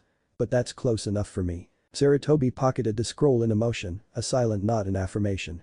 Without a sound, the third Hokage was walking back to the box, alone. Jiraiya. He called out, tilting his head to only a profile. Do not be mistaken. This will not be the end of our discussion. Regardless of this report, you still made a decision that puts Naruto in grave danger. The topic of protecting Naruto is the priority, but Jiraiya's answer was like firm but cold. His gaze lingered and fingers flexed against his fist. With a silent pivot, Jiraiya began his march down the corridor. But for once, we agree, he called back. This conversation is far from over. No fucking way. It was Kiba, of course, whose voice broke through. He sounded like he'd seen a ghost, whispering and repeating into the silence. There's no fucking way. Absolutely no way. No fucking way. Shut up, Kiba. Ino hissed, but her eyes never left the center of the arena. In fact, all eyes in the stadium remained transfixed to the orange jumpsuit at the center. But Yuchauji whispered, putting down his chips and committing the entirety of his attention to something that wasn't food. Sakura, did you know about this? She was pretty sure that he nudged her shoulder, but Sakura wasn't home. Of course she didn't know. Kiba snipped. She didn't even know he'd been gone for a freaking month. Kiba, I said shut it. Ino growled, taking a defensive stance between her frenemy and the dog boy. Sakura could feel Ino's arm, gentle but alarmed, latch onto her own. Sakura. She diverted, head dropping into a conspiratorial tone. Was that what I think that was? Sakura opened her mouth, a fish gaping for an answer or an insight or anything that made sense, but nothing came. She shook her head and fumbled for words. I don't, she stammered. I don't know what just happened. I do. Shikamaru's voice cut through the quiet like a knife, but his gaze was unflinching towards the center stage. His shoulders and frame were hunched, hand tracing his lips as his eyes absorbed the scene. It reminded Ino of how he looked playing his father in shogi. The new piece was on the board. The game had been altered. Sakura could only watch in a stunned silence as three masked Anbu materialized around the blonde in a swirl of leaves. Their kunai were drawn, defensive. She recognized it. Ask VIP Escort Formation Alpha 6. They'd learned it in the academy as a cornerstone stance for defending mission-critical targets against unknown assailants. Naruto. Her inner voice whispered. Why were they protecting Naruto? What was happening to Naruto? Who even was Naruto? Her name she'd yelled and berated and called out to over 1,000 times, his name didn't sound sure anymore. The only source of reassurance she could take was that Naruto seemed to be equally startled and confused by his sudden security detail. Hey. He squawked. What the heck's the big idea? There was another swirl of leaves and Jiraiya was standing beside him, hand on his shoulder. He whispered something low and quick the blonde's ear, but Sakura couldn't make it out. For a moment, it looked like familiarity. Naruto was confused, and Sakura could almost hear the defiance welling up inside him, the refusal to listen or be told anything by anyone. But Naruto didn't fight back at all. The boy in the center bit his tongue and gave a steady nod. Jiraiya placed a hand on his shoulder and Uzumaki Naruto disappeared from the stadium in a puff of white smoke. Sakura stared at the empty space where her teammate had once stood in complete silence with the rest of the assembled arena. There was no cheering, no cries or calls. The collective air seemed to be sucked out of the very arena, broken only by the static of a frazzled announcer over the PA. We're going to take a brief intermission. Please stand by. The rustle of leaves and the sound of desperate gasps. Ah, shit. Naruto let loose a low hiss through his teeth. He funneled more water from the canteen and promptly spat it out at his feet. It's like sprinting a 10K every time. But the FLLT and other sounds Jiraiya could have done without, he took another swig and pushed a small stream of water through his teeth and onto a nearby rock. Naruto offered his master a questioning glance. Does it get less? He paused, finding the right word. Awful. Like, even a little. Jiraiya considered the remark with snort. I don't remember the fourth or the second complaining so much. He countered, eyes glued to the town below. You just aren't doing it right. Doing it right. Naruto's chest swelled and he took 2 steps forward with all his height. What do you mean doing it right? I thought I was doing just fine. Jiraiya snorted, an up and down glance to his preening apprentice. Kid, you're doing that jutsu like someone trying to carve the Hokage's monument with a stick of dynamite. Overwhelming force and non-existent finest. It's a miracle you can do it at all. Defiance was, of course, the first emotion that sprang to Naruto's mind. I don't see anybody else here doing it. Naruto grumbled, chest puffed and ego bruised. Jiraiya didn't immediately answer, but the small grimace that crossed his mind gave Naruto a moment's pause. Wait. He continued, slower and deliberate. I don't get it. Why don't I see anyone else doing this jutsu? Just because this was the first time the blonde was considering the question didn't mean it wasn't a good question. The Hiruzen no jutsu was, without question, one of the most widely known and feared jutsu on the planet. With all of its power, if a genin could learn it in a month, why wasn't every chunin worth their salt slaving day and night to try and master the technique? Jiraiya leaned back, but his shoulders looked heavy. The sage made a low clicking noise in his cheek. Performing the Hiruzen is more than just knowing the seals and channeling chakra. Naruto squinted, a calculating look across his features. I don't get it. Jiraiya let himself sigh, moving his vision from the horizon and back to his pupil. Before any shinobi can do a jutsu, there's two things that have to happen. The first, most obvious, is that they have to know the technique and have the chakra to perform it. Signs or patterns, stances, the works, and then you have to have the juice. If they don't have the raw ingredients, the jutsu's never going to happen. So I just know the technique and have the chakra. Naruto floated. The face the blonde wore while trying to piece things together was like a child attempting to learn an instrument. Hesitant, more afraid of bad notes than bad practice. That's it. Jiraiya snorted, letting a smirk cross the left side of his cheek so that his student could see his humor at the comment. When you say it like that, yeah. But let's take a step back from the privileged tower and talk about how much of a jackpot you hit. The Hiruzen no jutsu is one of the most complex sealing configuration ever written. There are, maybe, 4 or 5 sealing systems more complex than this jutsu, and even fewer people on Earth who know how to draw it properly. Jiraiya nudged a kunai in Naruto's hand, drawing his eyes to the lattice of ink and seal wrapped around the handle. The fact that I taught you how to draw that is almost double the number of people alive who know how to draw it for combat. Jiraiya continued, pulling the blade from Naruto's hand and tracing a finger along the writing's outer edges. Even Sarutobi doesn't know the variant I decided to share with you. On top of that, the seal is too complex to copy on short notice. The ink degrades over time, and understanding the symbols before they faded would be all but impossible. It'd be like writing a whole book, a masterpiece word for word after hearing it whispered in a crowded bar. Naruto wasn't really sure how to respond to such information, the implication of his fortune or the reminder that the squiggles he had painstakingly learned to copy in the past month were really generational talent in seal form. Like solving the world's hardest test by memorizing the answer beforehand. He let out a soft "oh." Jiraiya laughed. Understatement of the century, kid. Jiraiya flipped the kunai into his hand, the metal tie prong slapping against his palm as he extended the handle to the blonde. I'll teach you the seal and what they mean in time, but you would be wise to not forget that you're wielding something you don't even come close to understanding right now. Naruto didn't have an answer for that, but he took the hilt as both their eyes wandered back onto the stadium in the distance. There was a buzz of crowd noise in the air, but the wind from atop the monument kept it to a low murmur. What's the other thing? Naruto called out, eyes narrowed in almost painful focus. Jiraiya blinked. What? You said every jutsu requires 2 things. For effect, he held out his fingers and counted just to be sure. One's knowing the technique, but you didn't say what the other thing was. Oh. It was Jiraiya's turn to fall quiet. Right. There was a pause, the sound of the wind passing in between, before Jiraiya found his answer. Some jutsu his words started, but his voice seemed to linger. Dragging its feet and hoping something else would pop up and end the conversation sooner than his next sentence would. Some jutsu need more than just knowing the technique in order to perform. Some jutsu require need the user to be compatible with Hijutsu, too. Compatible. Naruto turned the word over on his tongue as he spoke. Like the jutsu won't work if you're not the right fit, even if you know all the steps. Jiraiya gave a simple nod. Pretty much. Another pause. How'd you know I'd be compatible? Jiraiya clicked his tongue again and rolled his thumb across his knuckles. He laughed, a single and hollow breath as his eyes met only the dirt. Just had a hunch. If Naruto wanted more, he was left wanting. The wind picked up, but the line of discussion drifted away on the northern gusts. Jiraiya wasn't sure if his pupil was reading the room or just picking a new topic, but he welcomed the subject change. So what the heck are we doing up here? Naruto asked, waving a vague hand over the sprawling city below. Why did you take us to the top of the monument? I wanted to watch the fights. Vantage point. Jiraiya replied. We're watching. Naruto's eyes narrowed. Advantage over what? Jiraiya made a small pained noise like a dying animal. Kid. He pleaded. I don't want you to take this personally, but you and I are about to be spending a lot of time together. I want you to ask questions and learn, but I'm begging you. From the bottom of my heart, if you do nothing else, I want you to think before every single thing you say. Not just let it roll on off your tongue and out into the air. Every word, every sentence. Give it a good hard think before you speak. I want good questions, only. The words left his mouth, but as his ears listened to himself a scowl etched across his own face. That was harsh, and his temper wasn't fair to the kid. Annoying. Yes. Deserving of ridicule. Maybe, but not right now. Ah, kid. He offered, shifting on his heels. I'm a little distracted and that was too. The sage stopped, trailing off as he realized he was talking to air.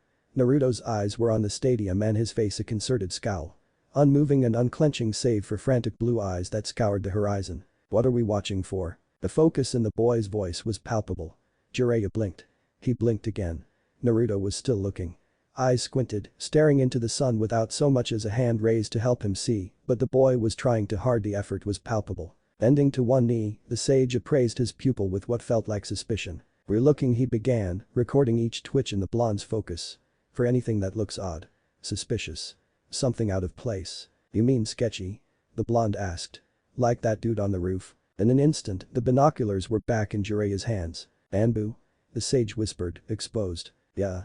Naruto grumbled, squinting his eyes further and trying to make up for the fact that all these people just kind of looked like dots, but that one dot looked weird. Shouldn't they be like hidden? Jiraiya shoved the binoculars back into the boy's hands, Naruto bobbling the optics as he tried to pull the stadium back into view. Tell me. Jiraiya squatted, leaning into a crossed-legged stance as his hands clasped in his center. What color masks are they wearing? Naruto strained against the glass, bopping his vision between the four figures now looming above the stadium roof. White masks.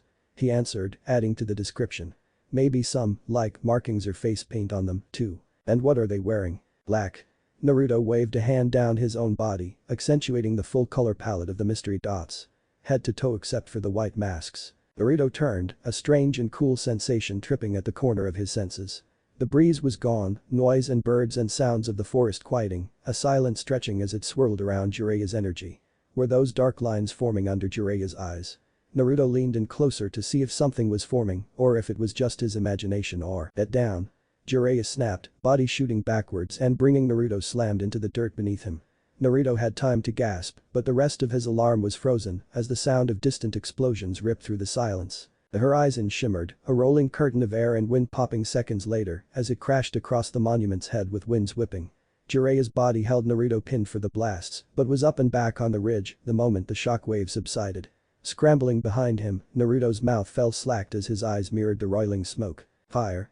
Naruto observed, words jumping to only what his eyes could process. Someone's exploding the tournament. Another explosion, Jiraiya's lips stretched to an unmovable line. Someone's attacking the city. He corrected, a litany of fires and distant screams popping like fireworks in the night sky. Naruto loved when fireworks exploded. Something in the way the distant pops of flame looked in the city made his stomach lurch. Something's wrong. Jiraiya whispered as the sound of explosions gave way to burning and fear. Naruto balked, eyeing between the explosions and his teacher as the smoke roiled into the sky like little pillars of chaos. No shit. He exclaimed. Someone's attacking Konoha. That's not what I mean, Jiraiya muttered, more to himself than to his student. The explosions were there, but there was something more. Something that touched against his skin and whispered on the trees. There's something else. Something building something. The air clicked and a screech exploded through the entire city. It wasn't an explosion, there wasn't force or fire or smoke, but Naruto felt his blood run cold as an invisible pressure exploded inside his veins. He felt like he was suffocating, being buried by a weight of something pressing down on his lungs until they popped. Just pure and distilled fear. Naruto had to stop his hands from trembling as a shifting figure appeared on the horizon west of the stadium. What is that? Naruto stammered, hands flashing for his kunai with a white-knuckle grip. Jiraiya's gaze hardened to a line as he channeled the churning in his chest. A demon. Jiraiya rose, rolling his back and shoulders as his eyes fixed on the source. Or, at least one trying to rip out of his host. Rip out of his even amidst a wave of pressure, the breath in Naruto's lungs seemed to evaporate. That kid. Naruto's voice was a whisper. That kid from Sand was the Ichibi, I imagine. Jiraiya confirmed. And it looks like the seal is ripping at the seams. That's not pure demonic chakra, but it's closer than anyone needs to be getting. But I thought. Naruto's mind reeled. The events of the past month reframed under the lenses of barely averted natural disasters. Then that was why during the exam all the weirdness. All the looks. The realization that crossed Naruto's mind tasted like spit in hindsight. Like the pieces of a puzzle that hadn't just been laid out but had been nearly put together for weeks and he still hadn't seen the full picture. For a moment, he wondered about what other things he had missed when Naruto's heart pounded. "Sasuke!" he exclaimed, Hiraishin kunai flashing into his hands. "He doesn't know and he's fighting him. I've got to help." In a blink, Naruto's arm reeled back and prepared to chunk the kunai in the direction of the battlefield. His arm surged with wild and uncontrolled chakra as he leaned forward but was frozen with a smack as Jiraiya's hand clasped the blonde's bicep mid-throw. "What the hell are you doing?" Jiraiya hissed, narrowed eyes and clenched teeth. "Going to save that idiot." Naruto shot back in reply, as though it was the most obvious answer in the world. "He's fighting and he doesn't know that he's fighting a ginch cricky." "Let you go?" Jiraiya repeated, as though it was the most idiotic answer in the world. "Let you go to do what?"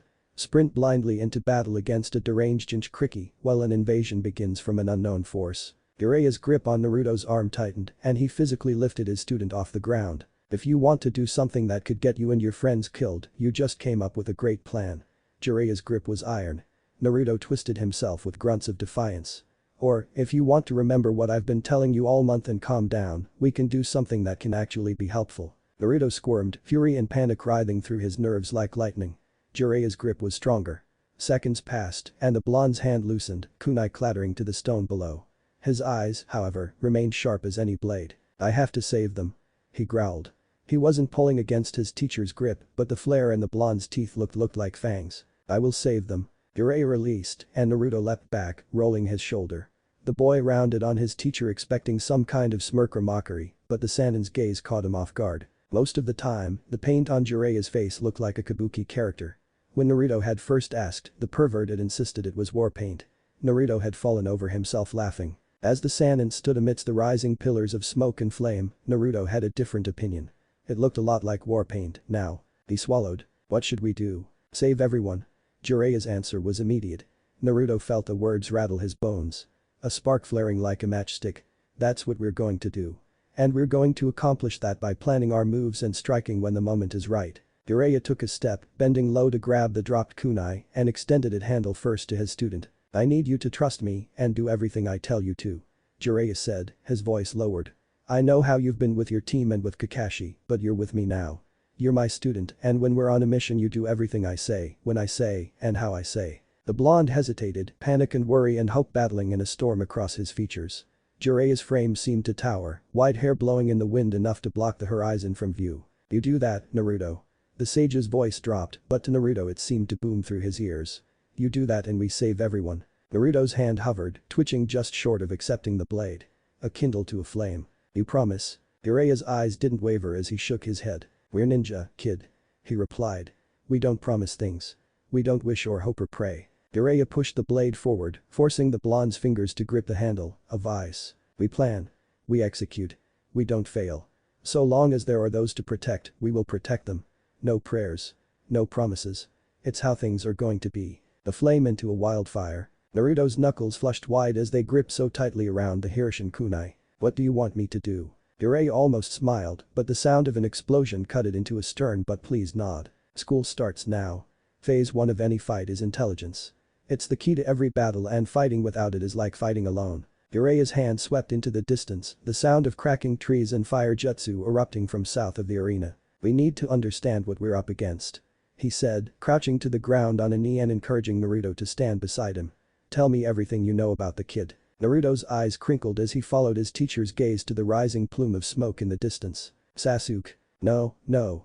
Jiraiya snapped, shaking his head. "The ginch cricky." It was that word. The way it hit the air, like putting a searing iron to supple skin. Naruto's gaze darkened and his eyes wandered back to the source of the pressure. "Gaara," he said. "His name's Gaara. He's from the hidden sand village." "How does he fight?" "He's got the sand and it just moves." Naruto answered, scrunching his face as he searched for the way to describe the ability.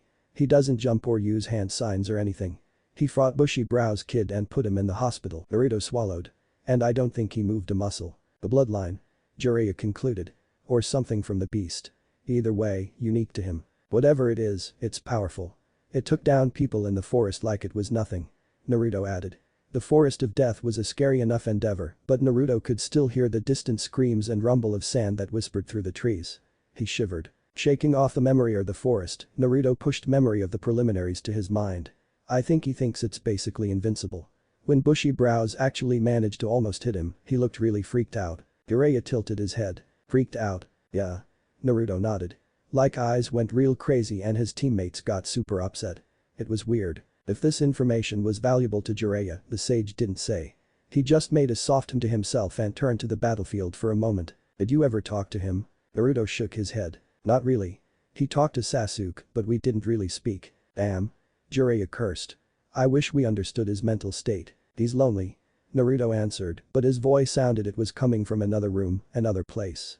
He's got 2 siblings, a brother and a sister, but I don't they like him. Well, not like I think they're just afraid of him. Jiraiya's eyes shifted, but he said nothing. Naruto continued. Yeah, no. He said. I think they care about him, they're just scared. They didn't look at him like other people look at him. Like people look at me. There was another explosion in the distance, but that didn't create the sinking feeling in Jiraiya's chest. I thought you said you didn't talk to him. Naruto turned and met his teacher's gaze with a long, even glance. I just know. Something rumbled in Jiraiya's gut and he felt his fingers clench into a fist. He exhaled and his hand released. If he's letting the beast out, that's a problem. Jiraiya said after some pause. He's not going to recognize anyone friends, foe, or family. I find it hard to believe his siblings would knowingly want that, if they're as you say. A second explosion, loud and on the far side of the city. A pillar of smoke erupted and the screech of a monstrous creature could be heard. The explosion was enough to rattle Naruto from his thoughts and the boy found his knees shaking as he witnessed the destruction from on high. It's a two-pronged attack. Jiraiya's voice was almost foreign how business it was. Such an abrupt change from the usual humor that filled his lungs. Let the beast run wild as an invading army storms the gates. He cursed and spit, a deep anger seeping into his blood and fists. The finals were just a distraction. Jiraiya's voice was distant like the pillars of smoke. Ashy, too. Naruto's eyes swapped between his mentor and his village and he wouldn't tell which looked more broken. Okay. Jiraiya said, inhaling deeply and shifting down to one knee. If it's a two-pronged attack, we meet with a two-pronged counter. Naruto nodded, crouching as his teacher sketched an outline of the city into the dirt at their feet. The ginch cricky. Gaara. Jiraiya swallowed, but nodded. Right. Gaara. He continued. If his seal is cracking, he's the most immediate threat to the village. Neutralizing him is critical. Naruto nodded in understanding as Jiraiya reached behind him and pulled out a single piece of paper. A dull tan sheet etched with webs and spirals of ink that glimmered in the sun. As Naruto accepted the paper, his hands tingled as a numbness wrapped his digits. What's this? He asked. It's a 5-point chakra sealing matrix. Jiraiya explained. We need to get that seal planted somewhere on Gaara's body, arm, stomach, leg, doesn't matter as long as the whole seal sticks. What's it going to do? 5th-degree chakra block. Jiraiya stated, hesitating at the concerted furrow of Naruto's brow. He clarified. It's going to block all his chakra biju or otherwise. Naruto blinked and the paper felt like it weighed a lot more than the parchment in his hand. And you just have this on you? He questioned. Jiraiya gave a small smirk. The Ichibi isn't the ginch cricky I was worried about using it on, but yes, a ninja is always prepared. He answered. Naruto swallowed. The paper felt a lot heavier. So I come with you and help you put it on him? Naruto asked. Jiraiya shook his head. I'm giving you this paper because you're going to put it on him. Me? Naruto squeaked, sounding every bit the teenager he was. What do you mean I'm going to do it? You just said Gaara was the biggest threat. I said most immediate threat. Not biggest threat. Jiraiya's eyes seemed to harden, a dark shadow stalking the air. Rogue ginch cricky don't mastermind invasions. Someone is here and commanding this force. You'll be handling Gaara and I'll be ending this at the source. Naruto opened his mouth, but the right word had dried. I'll be, he stammered. Handling. You're not. Naruto. Jiraiya's voice cut the stammering, but the tremble down Naruto's fingers rattled the paper like the wind. You wanted to learn to be a real shinobi, and this is where it starts. I'm trusting you to get this done. Naruto's throat was sand. It felt suffocating. Jiraiya's hand reached out and clasped against his shoulders. A light squeeze, and the blonde felt air and strength rush back into his lungs. He nodded. Understood. Good. The sage shifted, rummaging through his pouch. Long and thin, a scroll etched in red emerged. It had an intricate red seal, lattice wrapped along the length with green handles. If you get in trouble, and I mean life or death, you throw this seal on the ground and be sure it cracks. What is it? Naruto puzzled, eyes poring across the object with irreverence. It felt out of place, ceremonial. Like something to be protected at all costs, not thrown to the ground in a battle. I've never seen something like this. Jiraiya snorted. Yeah, well. I should hope not. His answer was half cocky, half sure. I'm not like any seal master you've ever seen. Were the situation not so dire, Jiraiya was sure the blonde would have some kind of retort or general sass. Naruto only nodded, fingers clenching the seal with a renewed tightness. So how do I get over there? Naruto said as he turned his attention back to a fresh explosion just outside the stadium. A wall of sand 20 meters tall materialized out of thin air, collapsing into the forest with a distant rumble. Next to him, Jiraiya's hands began moving in a blur of signs. "You leave that to me," the sage answered. "And just don't forget that I offered you this option to begin with." Huh? Naruto didn't even have time to be confused. A puff of smoke, a crash, and the mesa they sat on was shadowed in darkness. Naruto's knees wobbled, his unbalance turning into downright panic as a colossal webbed hand reached out from an explosion of smoke and wrapped itself around his body. "Hey." "What the?" Naruto squeaked, but Jiraiya's voice cut through his protest. "Bunta?" he bellowed. 230, 3,600 meters out. "Get him to that far clearing, he'll land on his own." "Right," came a booming voice. "What?" Naruto squeaked, a mouse wrapped in an elephant's trunk. "What the?" But there was no answer for the blonde. With a grunt and a slight wind-up, the giant webbed hand of Gamabunta, Chief Toad, flashed forward. A small blonde meteor hurtled to the distant battlefield. "Who's the kid, Jiraiya?" Gamabunta chuckled as Naruto's scream fluttered out into the background noise. The Toad Sage said nothing, striding up his summons arm and coming to a perched stance above the creature's brow. "Long story," he replied. "I'll tell you after." Cliff Notes version is he's my new student. The massive toad gave what amounted to a raised eyebrow. "New student?" Bunta appraised. "Is he as good as the old one?" Jiraiya pondered how to answer that question for a moment, but the grin on his face toothed as he responded. "Let's not get ahead of ourselves," he chided. "But we're off to a good start." Gamabunta took in the reply with a small chuckle before settling back. In one motion, the blade on its back slipped from its sheath into the creature's webbed hands, the folded steel glistening in an otherworldly glow in the sunlight. "Ready?" Jiraiya gave a nod, sinking into a seated squat. His hands clasped, and a low hum began to shimmer around his person. His features shimmered and shifted as he fell still. "Let's move." Once the battle was over, blades sheathed and wounds tended, Naruto resolved that he was going to murder Jiraiya. Heaving and woozy, the blonde shoved his body into a standing position from where he had tumbled 20 meters into a wooded clearing. One little known fact about the Hiruzen no jutsu was the conservation of momentum. Well, that part wasn't little no, but Naruto still wasn't really sure what the hell it was all about, and people probably didn't know it applied to the Hiruzen. "So imagine you're moving, yeah?" Jiraiya coached. Naruto nodded, that vacant and distant nod that made the hermit question himself and his purpose and everything. "So you're moving fast." He continued, a little slower. "And you use the Hiruzen. Where does all your speed go?" Naruto blinked. "Oh?" he asked. Jiraiya's hands came to his face and he arsed one palm left across the sky. Maybe gestures would work. "You're going like this?" he insisted, resisting the urge to feel insane. "And then you jump." For dramatic effect, Jiraiya shimmered his fingers and moved his palm to a new spot above his head. "And you wind up at your kunai in the air. Which way will you go?" It was like watching a river push against the walls of a dam. Jiraiya knew there was thought there. The kid had asked no fewer than 3 pertinent, albeit grammatically incorrect questions today. But watching that thought come out was taking more of his patience than he realized he had available. Maybe he had been living on his own for too long. "You would go." Jiraiya held his breath. "Down?" "Other than down." Another pause. A long one. "You'd go." Naruto began, and Jiraiya let his fool's heart soar. The blonde tentatively inched his hand in the same direction Jiraiya's had waved. "To the left." Jiraiya knew he picked a good apprentice. The blonde gave a low roll of his shoulder with a hiss, yanking a patch of briar thorns from across his chest.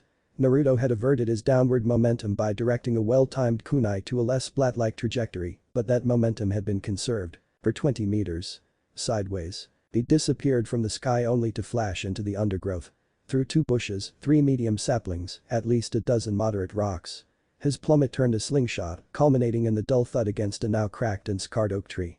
He could already feel the bruise pooling against his skin.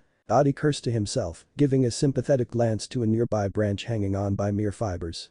"Sorry, plants." The forest was quiet in response, the usual chirps and buzz of wildlife run off by the occasional explosive boom that seemed to ripple around the areas. He couldn't see any sign of commotion beyond his own entry trail, but wisps of smoke that cut through the foliage painted a path south. He tried to steady his breathing from the jump, but his nerves were too electric to give any kind of relief. With far more stealth than he entered with, Naruto bolted down the trail of smoke and embers. He tried to keep his pace measured, cautious.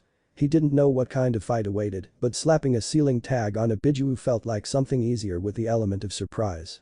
He couldn't avoid the twist in his gut that ground at his mind every time he thought of Sasuke and Sakura. Naruto swallowed and doubled his pace. The forest faded into the background as the smell of smoke and fire grew. Trees, if they could still be called that, looked like broken splinters strewn about in an absolute hurricane of destruction. Lifting his feet, Naruto's head tilted. Sand. Naruto whispered, millions of grains shifting and sliding beneath his sandals. What in the tree line broke into a clearing like a war zone. Tree and rock and sand flotsam and jetsam in the whirlpool. A maelstrom of destruction. The surrounding area smoldered and cracked like an alien world. Naruto didn't really notice all of that, though. His eyes were transfixed to the kaiju monstrosity at the eye of the storm. At least 30 meters tall and half as thick a shifting wall of sand and claws and malice. The creature was hunched yet hulking, its limbs collapsing and reforming in an audible flood of sand. What the fuck? Naruto whispered while the creature leaned back, letting loose a crippling howl. Peace. It boomed, which was wild to Naruto, because this thing could talk. Building-sized monsters were horrifying enough without an appreciable grasp of language. Free, I'm free. It howled in voice Naruto could only internalize as a sociopathic landslide. The titan raccoon raised both arms and let loose a belly full of air and animosity with an animalistic screech. Gonna crush, gonna kill, gonna crush, gonna kill. Great. Naruto grit as he shuffled for balance against a nearby tree limb as wind and sand whipped and swirled around the creature. Giant monsters who can also speak and are absolutely out of their mind insane. With a soft click, Naruto removed the 5-point seal and rubbed his thumb in circles along the outer markings. Now, how in the hell do I get this onto Gaara if I can't even see him, he asked, the sound of the storm so oppressive he couldn't hear his own thoughts unless he made them audible. Another roar from the creature, and Naruto had to curse and drop into a lower limb, an errant blast of air and sand, obliterating his pervious perch. Being this close to the cyclone was like being next to a blender. He could feel parts of his jacket beginning to flake off against the abrasion, little specks of orange flittering off to join the rest of the tornado. The creature howled. 3 compressed beams of air ripped a crater through forest and into the nearby bedrock. Shit. Naruto cried, fleeing another hiding spot from collateral damage. Where the hell is Gaara? The name left his lips, a new current of air rocketed through the canopy. Naruto flipped, body twisting against the force as he hit hard into an oak's upper boughs. That's not Gaara. His mind reeled. That blast came from behind the two cyclones, slicing and carving a path through the foliage, sent him hurtling to the forest floor. Naruto's hands flew into old habits, 5 bushin bursting to life. Without a word, they scatter against the wind and behind separate trees. Who the hell is firing those? All 5 yell in unison like a chorus of confused and angry orange blobs. I'm not trying to fight you. One of the clones gave a pained yelp, dissolving into smoke as a trio of razor-sharp blades impaled a nearby sapling. The blades slice clean through bark, wood, and bark again, enough force to punch holes clear through the clone. What the hell kind of ninja are you? A voice called back as the rattle of wood and blades fought against the sandstorm. I mean, who the hell yells you're not trying to fight? Naruto's brow furrowed, a memory of an almost street brawl playing across his mind in the same voice. Puppet guy. 4 clones call back. There's no response from the puppet, but a new scythe of compressed wind puffed another hidden clone out of existence by obliterating the tree it had hid behind. Tenkuro, be silent. A feminine voice called, tone as dry as the sand surrounding them. Just kill him and we can get back to finding Baki. The duo resumed, twisting and winding as Naruto's dodged, ducked, dipped, dived, and dodged. The blonde threw no counter-attack, but the sand duo danced with a practiced precision. Against the howling maelstrom, the sound of puppet blades and fan gusts sound muffled, their destruction dwarfed by the walking cataclysm. The blood gushing from Naruto's hand and chest, however, proved the attacks packed their own punch. Wait. He called out amidst frantic dodging. Wait, can we talk? I'm seriously not here to fight you. The blonde Temari, was it? Lingered on a nearby tree long enough for Naruto to see the scowl that crossed her features. Do you always talk this much? She shot back. Naruto tried to twist an answer, but was forced to dodge the surging heat from a puppet flamethrower. Kankuro launched himself behind his puppet, following the blonde as he darted to a lower branch. I think he does. The puppeteer added. He had a full monologue prepared for that Hyuga kid. Naruto hit the ground with a smack, and he was concerned his teeth were less attached to his gums than before. Will you just? The blonde growled, summoning a clone and whipping it full speed into the puppet following him. The clone burst apart as the puppet turned into a shredder, but Naruto was able to leap away covered by the smoke. Hey. I'm trying to help here. Help. Kankuro shot back, incredulous. Help what? We're invading you, you moron. I'm trying to help my friends. Naruto's panted against the exertion, but he swallowed and pushed on. And also maybe to help Gaara. Old, Kankuro. Temari's voice cut through the forest with the same intensity as her wind attacks, and the dull roar of sandstorm filled their ears. Her battle fan was large and opened and pointed at the tree Naruto was peeking out behind, but it wasn't moving. That was as close to a start as he could have hoped for. With his hands raised in his best attempt at a calming gesture, Naruto stepped out from his hiding place and faced the girl. Kankuro, and his creepy-ass puppet, Naruto noted, followed behind his sister, his face a mix of warpant and concern. What do you mean, help Gaara? Temari demanded, eyes narrowing and grip tight on her fan. You mean to stop him? Naruto gulped, nodding. Yeah.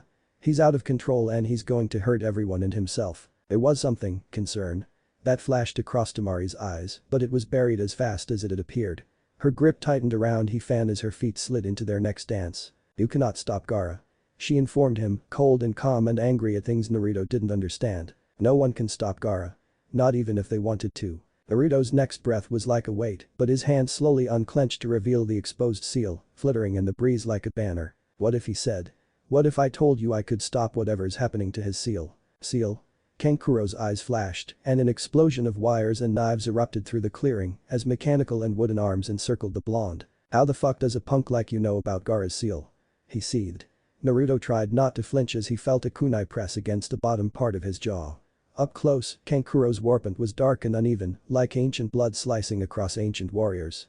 It would have been more intimidating than Jiraiya's were it not for the red and hot panic swimming through Kankuro's eyes. Naruto tried that thing he'd been doing a lot lately and took a moment to breathe and think before he responded. That doesn't really matter.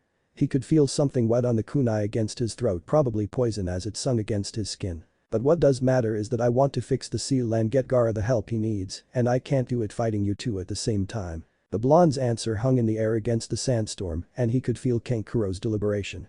The knife didn't recede, but Kankuro's head tilted with a mixture of frustration and desperation. Temari. The Kanachi shifted, leaping from her perch and landing only feet from the standoff. Her eyes narrowed as sharp as the kunai against Naruto's throat. Why? She demanded, another step towards the blonde. Give us one reason to believe a genin, an enemy ninja, would have the intent, much less the ability, to save Gaara. Naruto breathed out and felt a rush of relief he wasn't punctured. I think we both have an interest in the homicidal sand monster not running wild through the village. He countered. I saw Asuna Shinobi caught in those wind blasts it's giving off, and I bet your master plan doesn't involve exploding your own ninja. Temari didn't respond. Naruto continued. And as for Gaara, he continued, waving his hand as it slowly inched towards the seams of his jacket. Slow and metered, Naruto lifted his shirt. Dirt and cuts and rapidly healing bruises littered the blonde's torso, but the inky black swirl of the Kyuubi seal was as dark as ever. A void tattoo, twisting and spiraling into the Uzumaki's abyss. Temari's eyes widened, wide and full, while a strangled and horrified noise evaporated from Kankuro's throat. Almost independent of thought, they shuffled backwards. Away. I think Naruto finished, lowering his shirt. He and I might have a lot more in common than you might think. You Kankuro muttered, as much to himself as everyone around him. We didn't know Konoha had. As he pulled his shirt back down and felt the wonderful feeling of not being held at knife point, the blonde gave a shrug. I mean, it's not like it's a really fun topic of conversation. Kankuro searched for words or rebuttals, but his voice felt like the sandstorm had taken even his thought. Helpless, he turned to Temari. The Kanachi didn't speak, didn't even move, her eyes remained glued to Naruto's own and the now hidden seal. Which one? She swallowed. Naruto tried to soften his posture, but there was a weight that wouldn't leave his eyes. Does it really matter? Outside them, the sandstorm raged. The Ichibi unleashed could be heard cackling, its laughter matching the snap of trees and earth and bone as it rampaged through the surrounding forest. Temari caught a glimpse of a single, very corporal tail of sand slam into the earth, dust and forest launched into the sky. When she turned back to Naruto, there were tears welling in her eyes. He's our brother. She said, every inch of warrior in her body fighting for courage. Our job was to be soldiers. To fight and die for the safety and love of Suna. Temari pointed, her voice drenched with anger and betrayal so thick it felt like poison on her brother's blades. The eyes of her father, pit viper and hateful during the exams, echoed through her mind. We didn't ask to bodyguard our younger brother so that he could become someone else's monster. Naruto lowered his hand, still holding the 5-point seal, but extending an open palm to the Kanachi. Then let's make a deal, you two help me get this seal on Gaara. We do that, then you guys go your own way and I go mine. No more killing or fighting or anything. Temari's eyes lingered on Naruto, deciphering a million different explanations or possible reasons this one, stupid punk, would be making unsanctioned negotiations to ensure a non-lethal stop to Gaara's destruction.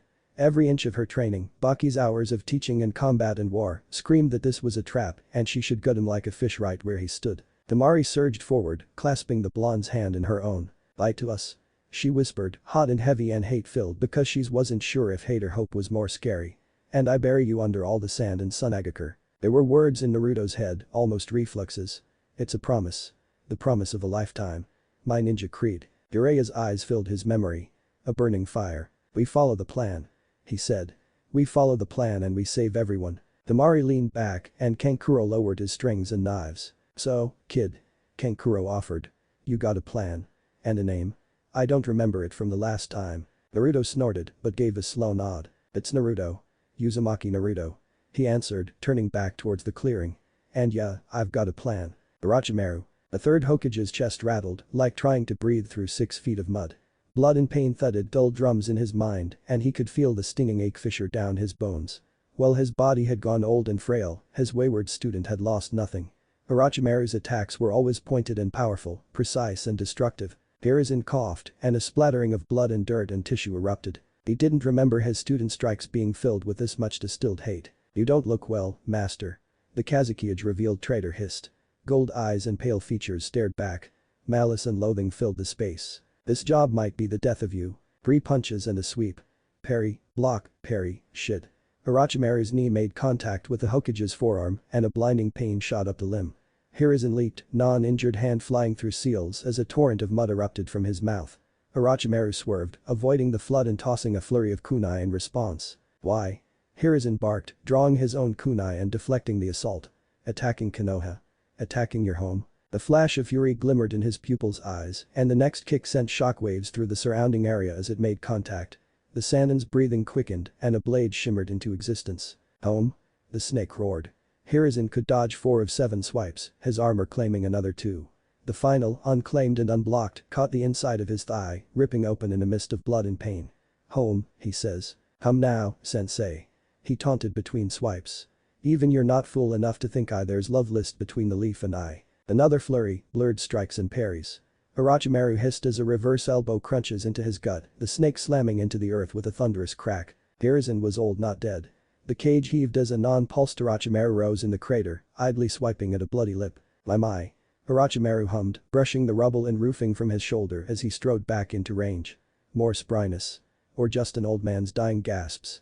Hiruzen's scowl only depended as he set into a low stance. If attacking me alone is your entire plan, the cage growled, then it seems your arrogance has only grown in time. Orochimaru snarled, a wicked and sliding tongue arsing across his teeth. I admit, there was a part of me that hoped for the chance to just cut your throat and bleed you dry with my own hands when I woke this morning. Painted lips stretched into a grin that sucked life from the air. The Sannin made a pose, a hand raised in mockery. Hiding for glory is for fools and samurai. Ninja fight dirty, don't they, sensei? Using any tool at their disposal to achieve mission success. The words were dark and hollow, and it made the Hokage's bones ache. Orochimaru wore a Cheshire grin, fingers tracing around his blade with a languid relish. And you thought I didn't pay attention to your lessons. There was a spike, a sudden thrust as the Sannin's katana embedded itself into the first. The snake's now free hands blurred. Seal after seal, an avalanche of chakra exploding from his body in visible shimmers. 3 final signs, and a hand slammed into the ground. Ito Tensei. The roof quaked as the ground beneath Orochimaru's hand seemed to shimmer and melt. A single coffin rose from the seals as chakra scorched and simmered in the air. I hope you'll forgive me, master. Orochimaru's voice called out like rolling thunder. I had planned for this battle to be a reunion for you, but after the excitement today, I just couldn't pass on a poetic ending. The coffin creaked and shuddered, splitters of wood buckling beneath the flood of chakra in the air.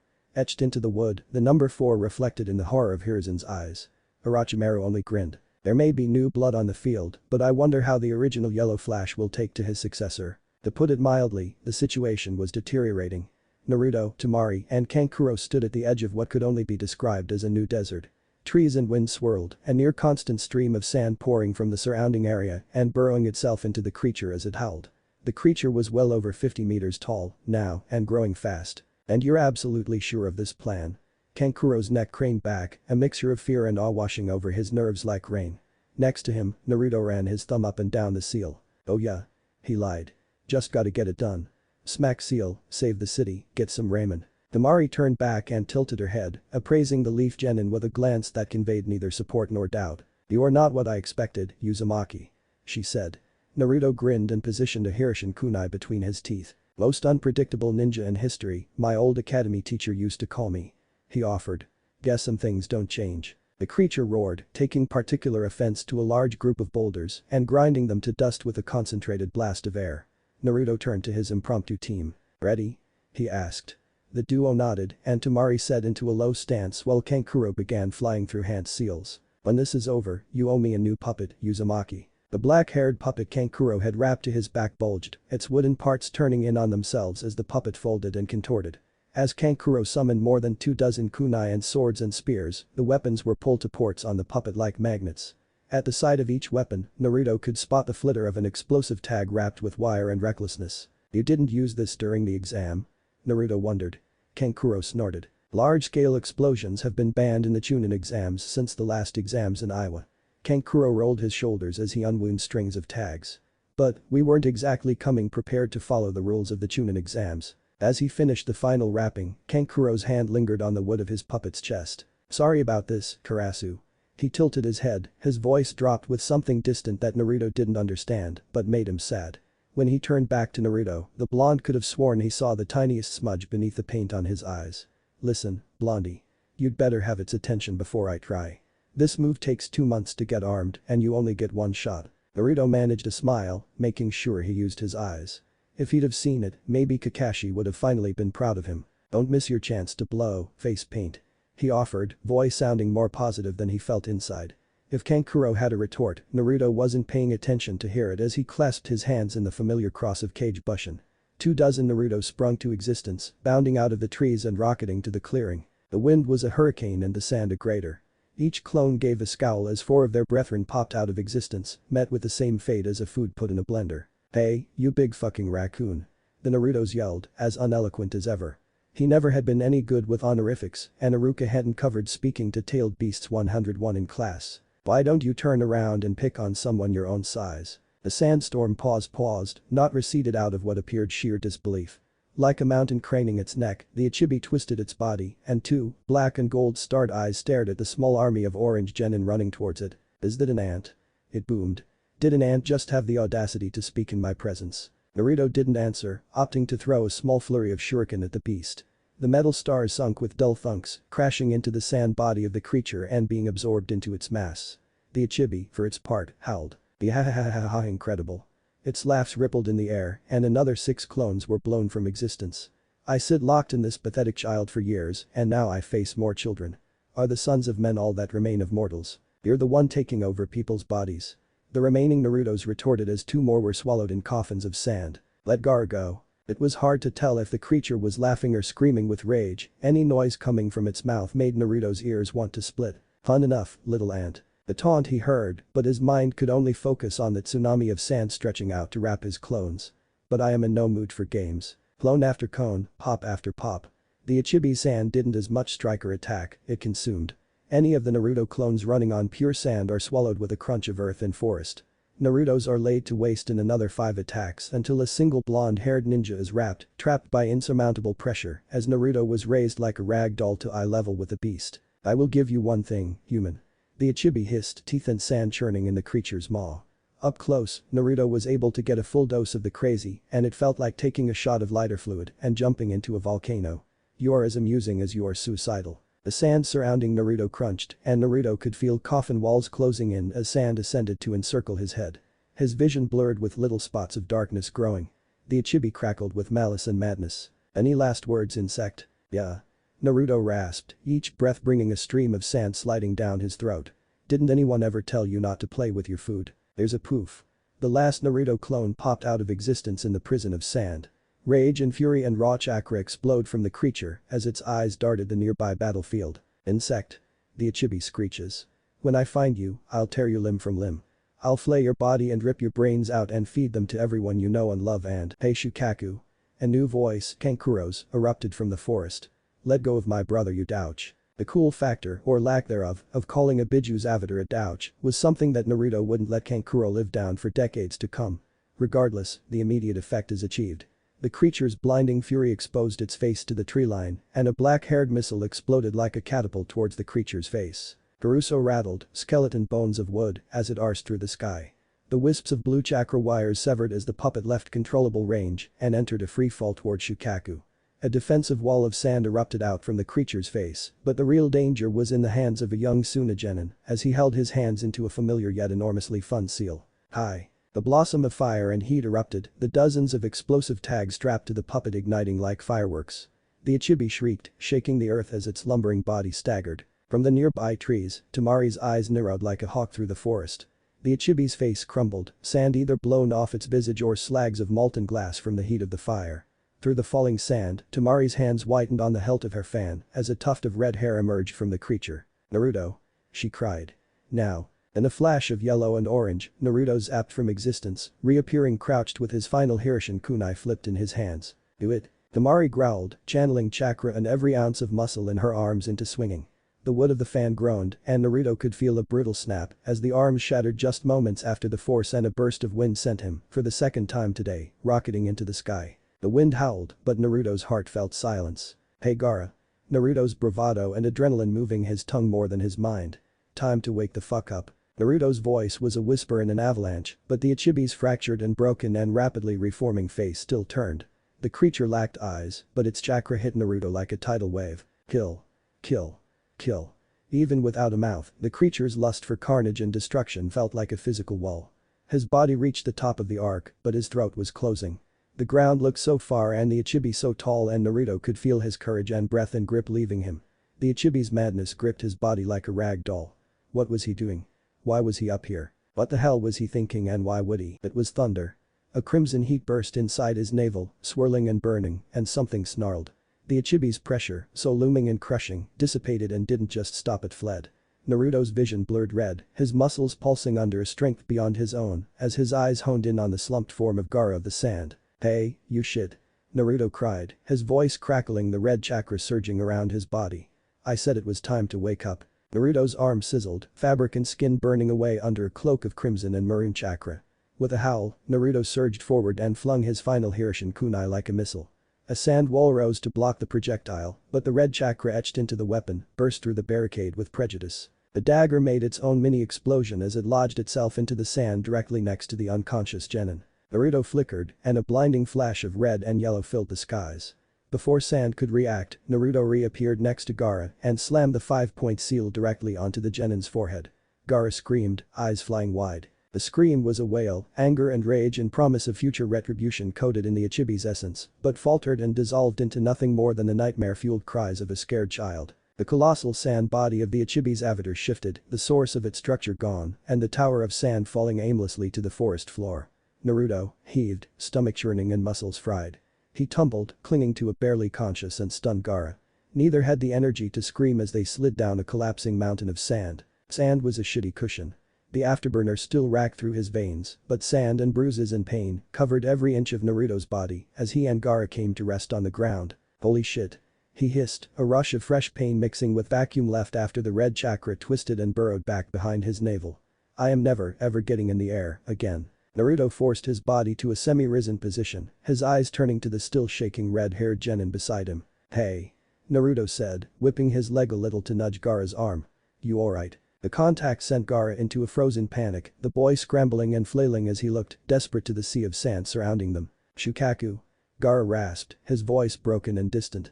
Wide, bloodshot eyes outlined by deep and heavy circles met Naruto's own, and it was hard to believe this was the same stare that had crippled Lee. But the boy continued. "A tiny raccoon, lost and shaking in the middle of a desert storm. Where is Shukaku?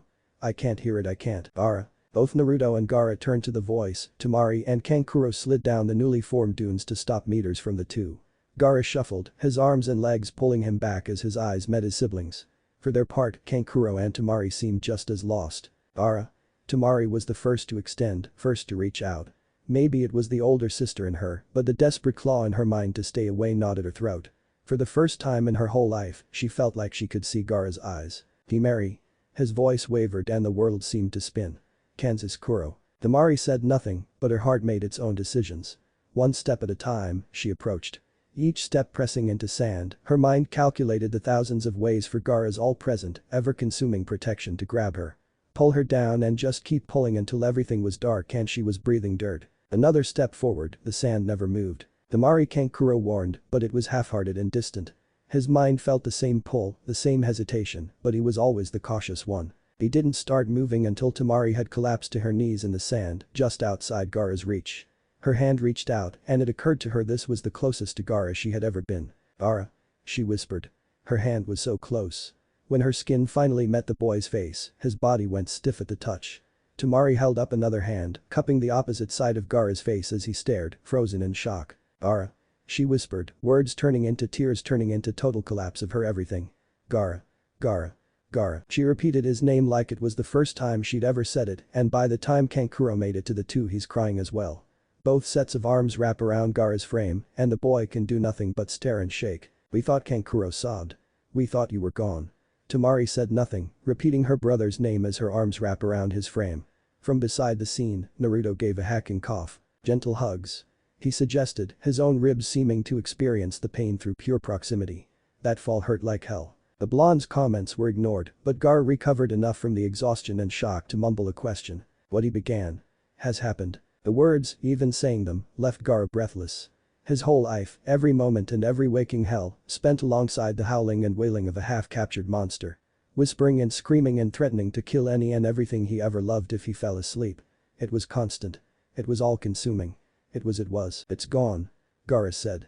The silence in his mind left a booming echo that shook his soul. I can't hear it. Tamari reeled, face a cascade of hope and relief and tears. You're here. She whispered. Gaara could barely process. It was gone. It was gone, and his sister, who he had never held in his life, was wrapped around him like he'd collapse into sand if she let go, and saying that he was here. My existence, Gaara shook. My existence was buried by Shukaku. Kankuro gave a racking cough, shaking his head so hard his hood fell back and buried his head into his brother's. Not buried, Gaara. You're safe now. Safe. Did he even know what that word meant? There was a moment of quiet and still, an image of two arms and a brown-haired woman wrapped around Gaara's body. Safe. He buried his head forward, and the sand parted. By the time Gaara tilted his head to gaze to the left, Naruto had risen to his feet and was shakily standing. How? He asked. Naruto wheezed, giving a mild shrug and trying to be cool, but the wheeze turned into a hacking cough of blood and sand. It's a really long story, dude. He said. It was both the truth, and he felt like he had a bruised rib, and it hurt to say anything. I cut a deal with your brother and sister. Once I find my sensei, we can talk. He knows how to make what I did permanent. Gaara said nothing, but his head nodded as though any of this made sense at all. Tamari turned her head, eyes red with tears and refusing to let go of her brother. Thank you. She whispered. Naruto smirked, but it reached well beyond his eyes and spread a warmth even through his aching bones. We followed the plan. He smiled, but a memory pulled at the line on his lips. Turning to Gaara, he took a rattled step forward. I know this is a lot for you all. He said to the trio. No sand leapt to attack him, but Gaara's blank and confused gaze left Naruto anxious, unable to read the meaning. But I need to find my team. Pink hair and blue shirt. Do you know where they are? Looking more pointedly at the still shell-shocked ginch cricky, Naruto gulped. He was supposed to be your opponent. Gaara blinked, shaking his head. I never fought. He answered. Naruto's concern morphed to confusion. Never fought. Disqualified. Kankuro added between trying to find his voice again. The Uchiha showed late and the attack started early. There was a race of emotions crossing Naruto's face, but chief among them were that Sasuke hadn't fought the literal demon, and that meant he and Sakura were somewhere back at the stadium. You didn't fight. Naruto repeated, excitement and hope parsing like lightning through his voice. Then, I still have time. It wasn't too late. They hadn't fought Gaara and it wasn't too late, and he could still do something. Now all he had to do was get back to the stadium and find them. If he could just muster the strength to. It was like a gong. Like a silent gong ringing throughout the hairs on Naruto's back surged, a single pulse echoing through his mind. What he whispered, turning from the sand trio and gazing back to the city. He could feel it, like a single needle pushed into the back. A signal. A beacon. A call. A Hiruzen. It wasn't something Naruto could describe, and Jiraiya had told him to just stop trying, but when the Hiruzen seal was active and within range, Naruto could feel it. Like closing your eyes and walking through the house he'd lived in his entire life. He knew exactly where the pulse was coming from and could feel it calling out, ready to receive. There was only one problem. Naruto looked down into the nearby sand, the only shimmer being the hilt of his last Hiruzen kunai, lying in the sand only meters away. This wasn't right. Naruto picked up the blade, ignoring the burning pain in his movement. He could feel the call. Far away. Up high. Not here. Jiraiya? He wondered, but the pulse didn't respond. It just hummed, like a ring in the back of his head only he could hear. It had to be Jiraiya, calling him or checking on him. Maybe he had found Sasuke and Sakura. Maybe all of this was over and he could just go to Ichiraku and relax. The pulse hit him again, and his gut twisted. This was wrong. Something was. There was a blinding yellow flash, and Naruto was gone. He wasn't flying through the air, but Naruto didn't land on his feet when he reappeared. Pain and impact, blood, blonde, and orange skidded into existence against a semi-collapsed roof. Tiles shattered and clattered like glass as the blonde rolled, only just digging a hand into the tile to slow his roll before he reached the edge. Naruto's eyes flared open to look around only to see purple. The words left his mouth and something pulled. A coil of rope that slithered bound his ankles and arms before he could process what was happening. What the hell? Naruto squirmed against a bond, but whatever was wrapping him felt like fighting steel. But the Naruto cried out as he was lifted, suspended in air by serpentine bonds. There was a blur, a white shimmer, and a figure appeared next to him as though from air. Well. The dark chill that sunk into his ears made his blood turn to stone. A fear, like an anchor tied to your foot and throwing it overboard, took hold. Naruto Uzumaki, in the flesh. Slitted eyes leered, piercing. The voice was like honey and poison. There was a pressure pushing down on him, a force. It wasn't the all-encompassing, raging storm that the Ichibi's presence had leveled. This one was smaller but so much more pointed. So much more focused. If Gaara possessed was an avalanche, this was an icicle already pushed against your throat. Naruto felt like he'd forgotten how to breathe. When Kabuto shared that he had made the most interesting acquaintance before the exams, imagine my surprise when it turned out to be you. The words twisted in the air, like oil spilling through a placid lake. Naruto's mouth opened and closed, but only a crackle of dry air escaped. The black-haired ninja, like a twisted version of that strange attacker from the Forbidden Forest. The Naruto rasped. Are you? The figure smiled like poison felt. Yellow slitted eyes and pale white skin. He continued without answering. The forest, of course. A taste of your rather curious abilities. The figure raised a single eyebrow. From the looks of it, you didn't care for my parting gift. The cackle. But then you arrive in the arena and pale hands trace an elaborate path through air as the Sannin bent, deftly swiping a three-pronged kunai from the ground. And now this. The man's laugh was dark and hollow, but filled with such a tangible hate it coiled like moisture in the air and stuck to Naruto's skin like sweat. Naruto watched as the man gripped the kunai. His hand paled, squeezing the metal knife so tight his fingers shook. Naruto couldn't even follow the hand signs, but a stream of fire erupted from their mouth and engulfed the kunai. Steel and fabric glowed in the heat, wobbling and wavering and melting in a steaming puddle of molten metal to the ground. You can't possibly know, Naruto-kun. The ninja was almost whimsical. Amused. A snake coiling around a mouse. How deep the water beneath your feet is. Orochimaru. Naruto's eyes flew open as a second figure shambled out of a nearby crater. Blood and black cloth draping off his body, Hiruzen Sarutobi stumbled forward with a broken hand covering a hole in his lower torso. Get the hell away from him. Old man. Naruto's blood boiling from ice to fire and back. The Hokage's presence was so diminished, so broken, it was like nothing the boy had ever seen. With his lone free hand, the cage blasted through hand signs faster than Naruto had ever seen. Pillars of earth erupted from the roof, eruptions of mud and rock. With a speed Naruto could barely follow they blasted towards the snake Sannin. Orochimaru. The betrayer. Naruto hadn't been a good student, but stories of the Sannin were like comic books. He knew all the characters. All the heroes. All the villains. Orochimaru's body broke, twisting and contorting like a corpse as he dodged each projectile. The only thing Naruto could see was the smirk that never left the Sannin's face. Even on death's door, such ferocity, sensei. Orochimaru's hands flashed, and the ground near Hiruzen rumbled. But you're getting sloppy. The holes where the pillars of earth had erupted shimmered and expanded, a pool of mud and water coiling along the rooftop beneath the Hokage's feet. Hiruzen crouched to jump away, but Orochimaru was above him like a missile. A kick crashed into the Hokage's guard like a meteor, and the roof buckled under the strain. Steel and mud and debris exploded through the area as a crater formed 2 stories deep. Old man. Naruto cried, as helpless as before. Hiruzen was pinned, body pressed and bleeding beneath beams and rubble. From above the crater, Orochimaru gave a laugh. It felt like spit.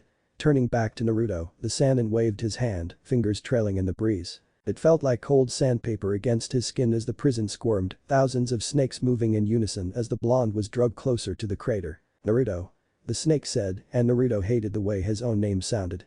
I'm actually so glad you could join us. Orochimaru's eyes turned to the crater, and Hiruzen squirmed beneath the rubble. There's someone that I'd like for you to meet. Don't do this. The cage rumbled. Pleading. Don't do this, Orochimaru. The snake Sannin didn't respond, only giving a vague wave as he pulled yet another Hiruzen kunai from his robes. Helmeach-eyed, Orochimaru twisted the blade between his fingers. A cold pounding, like drums and thunder and promises of pain, started echoing behind Naruto's ears. Have you ever wanted to meet the 4th Hokage? There was a blinding flash. Tattered white cloak swaying in the wind. The man before him crumbled and shifted, a constant state of decay and repair. His eyes were blank, hollow, but the tufts of blonde hair swaying across his brow was like looking in a mirror. Naruto's body shook. Orochimaru drank in the fear like wine. Uzumaki Naruto. Orochimaru bent, a mocking bow. I'd like you to meet the fourth Hokage. Naruto barely processed as the bonds around him loosened. His eyes were transfixed. His feet slid back to the floor with a slump, legs so numb it didn't even register. Orochimaru stepped behind the blonde, a slender hand sliding against Naruto's shoulders. Never met, and yet the apprentice gave a pointed glare to his bleeding, broken teacher. I think you might find you have so much in common. Naruto tried to run. To scream. Nothing. He couldn't take his eyes off the face, greeting lifeless eyes with a white-hot tremor. The man's lips didn't move, no indication of life. Yes, the resemblance is just uncanny, isn't it? Orochimaru was almost cackling. Like staring into a mirror. What a peculiar thing for two supposed strangers to favor so much. The wicked grin. Familiar in every sense of the word, don't you think? The crumbling man shook. His foot inched, crept and shambled as his legs pushed forward. Naruto was frozen. In truth, it pains me to end this reunion. Orochimaru lamented. So many years missed, so much lost time. The Sannin's eyes rolled back to the Hokage as Hiruzen attempted to struggle to his feet. Another one of your secrets leading to a tragic outcome, sensei. He hissed. How terribly fitting. Hiruzen wheezed.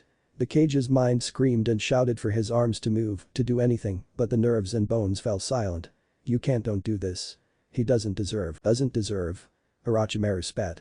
The man's presence seemed to swell, arrogance and pride, giving way to a wave of hatred that flooded the clearing. You would presume to know what other people deserve, wouldn't you? The shambling man took another step. Naruto's body refused to move. Unblinking eyes stared into blue, and a decaying hand reached and wrapped itself around the genin's neck. But I'm afraid there's no time for moral lessons today. No sooner had the Sannin's rage appeared, it receded, the momentary lapse giving way to cold commands. The fourth Hokage. Namikaze Minato. Orochimaru's eyes flashed as he ordered. Fill your son. Recognition. Understanding. Confusion. Horror. Each passed through and left Naruto as immobile, as if his arms had been buried and dried in cement. The fourth Hokage's hand lunged, and Naruto didn't try and dodge. He couldn't move at all.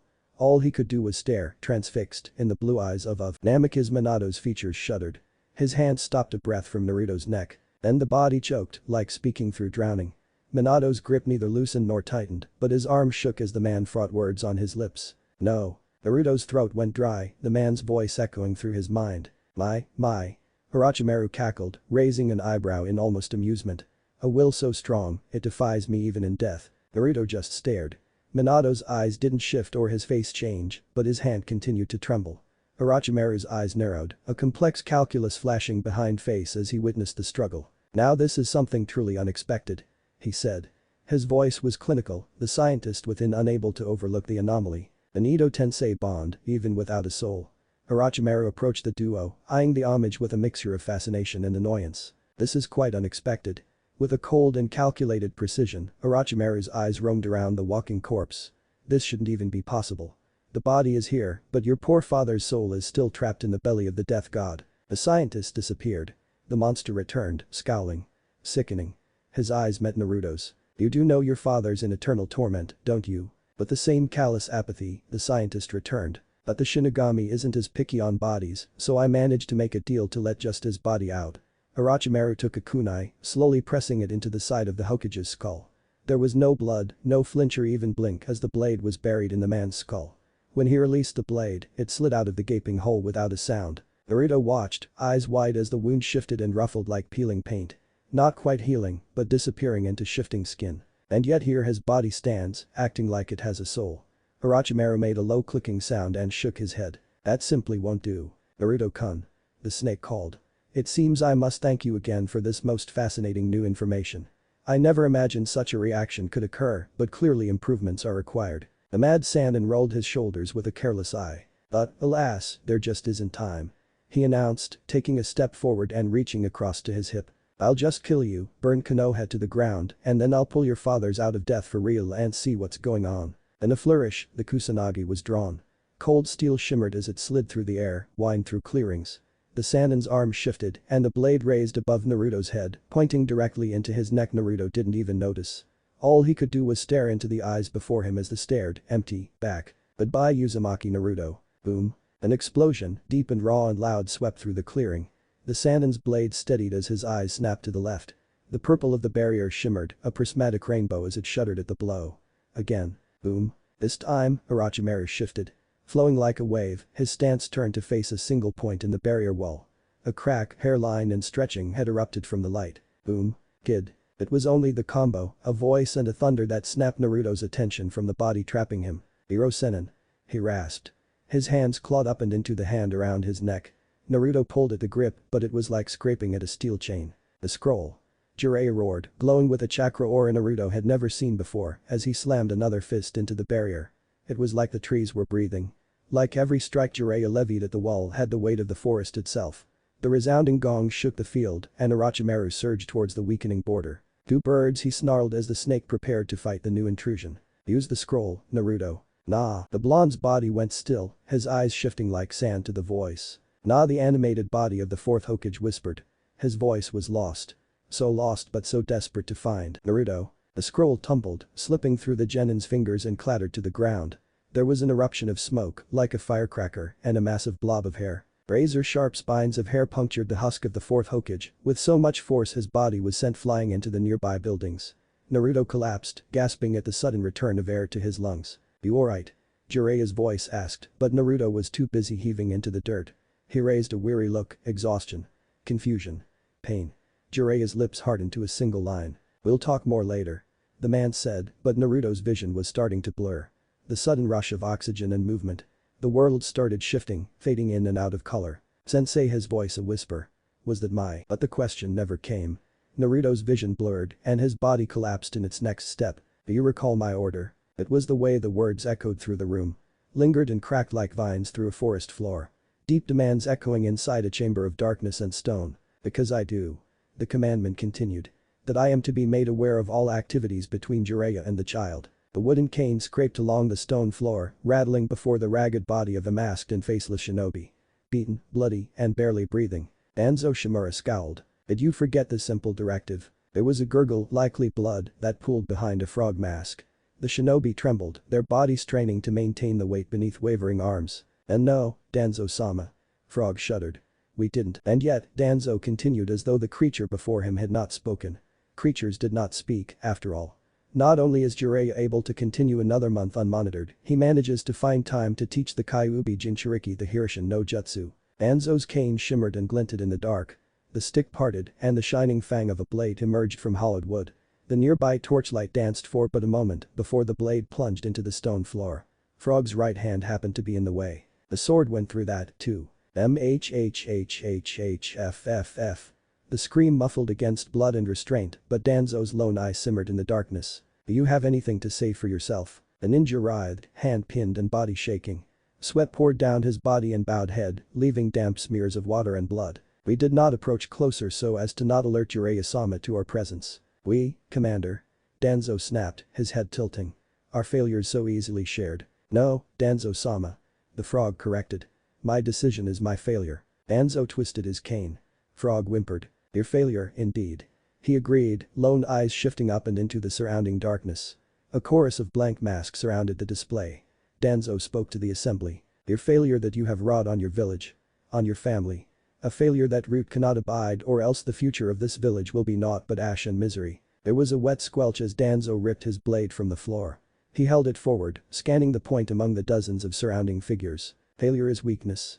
Danzo declared, his voice rising and drowning out the labored breathing of Frog. Weakness is decay. Decay is treason. Burn it. The faceless ones replied, all but a whisper. Quite alone, but together heard. One voice, one answer, chanting in the darkness. The tree must be nurtured. Danzo continued his sermon. Must be protected. There will be those unwilling to do what is necessary. To give what is required. Burn them. It was louder this time. Larger. There will be those who would take from the tree. Surrounding the tree. Feeding off its strength and its future. They are parasites. Weeds. Burn them. From around the circle, torchlights erupted. Dozens of fires flickered into existence. A cavern system of rock and roots, now illuminated by dozens and dozens of torchlights chanting. The garden must be tended. These elements must be cleansed. Weeds must be pulled. Parasites must be destroyed. Burn them. Danzo's voice was shouting, now. Disappointment and restraint roaring into a blaze of fury. The chorus followed their leader. And if the gardeners are found weak, if they find failure, then they have become decay. They have become the disease that chokes and kills the tree. Danzo's cane cracked against the stone, and silence flooded the cavern once more. A lone figure, face obscured in a blank and empty mask, stepped forward from the crowd carrying a bucket. It looked silently to its master, but Danzo turned his gaze only down to the bleeding frog.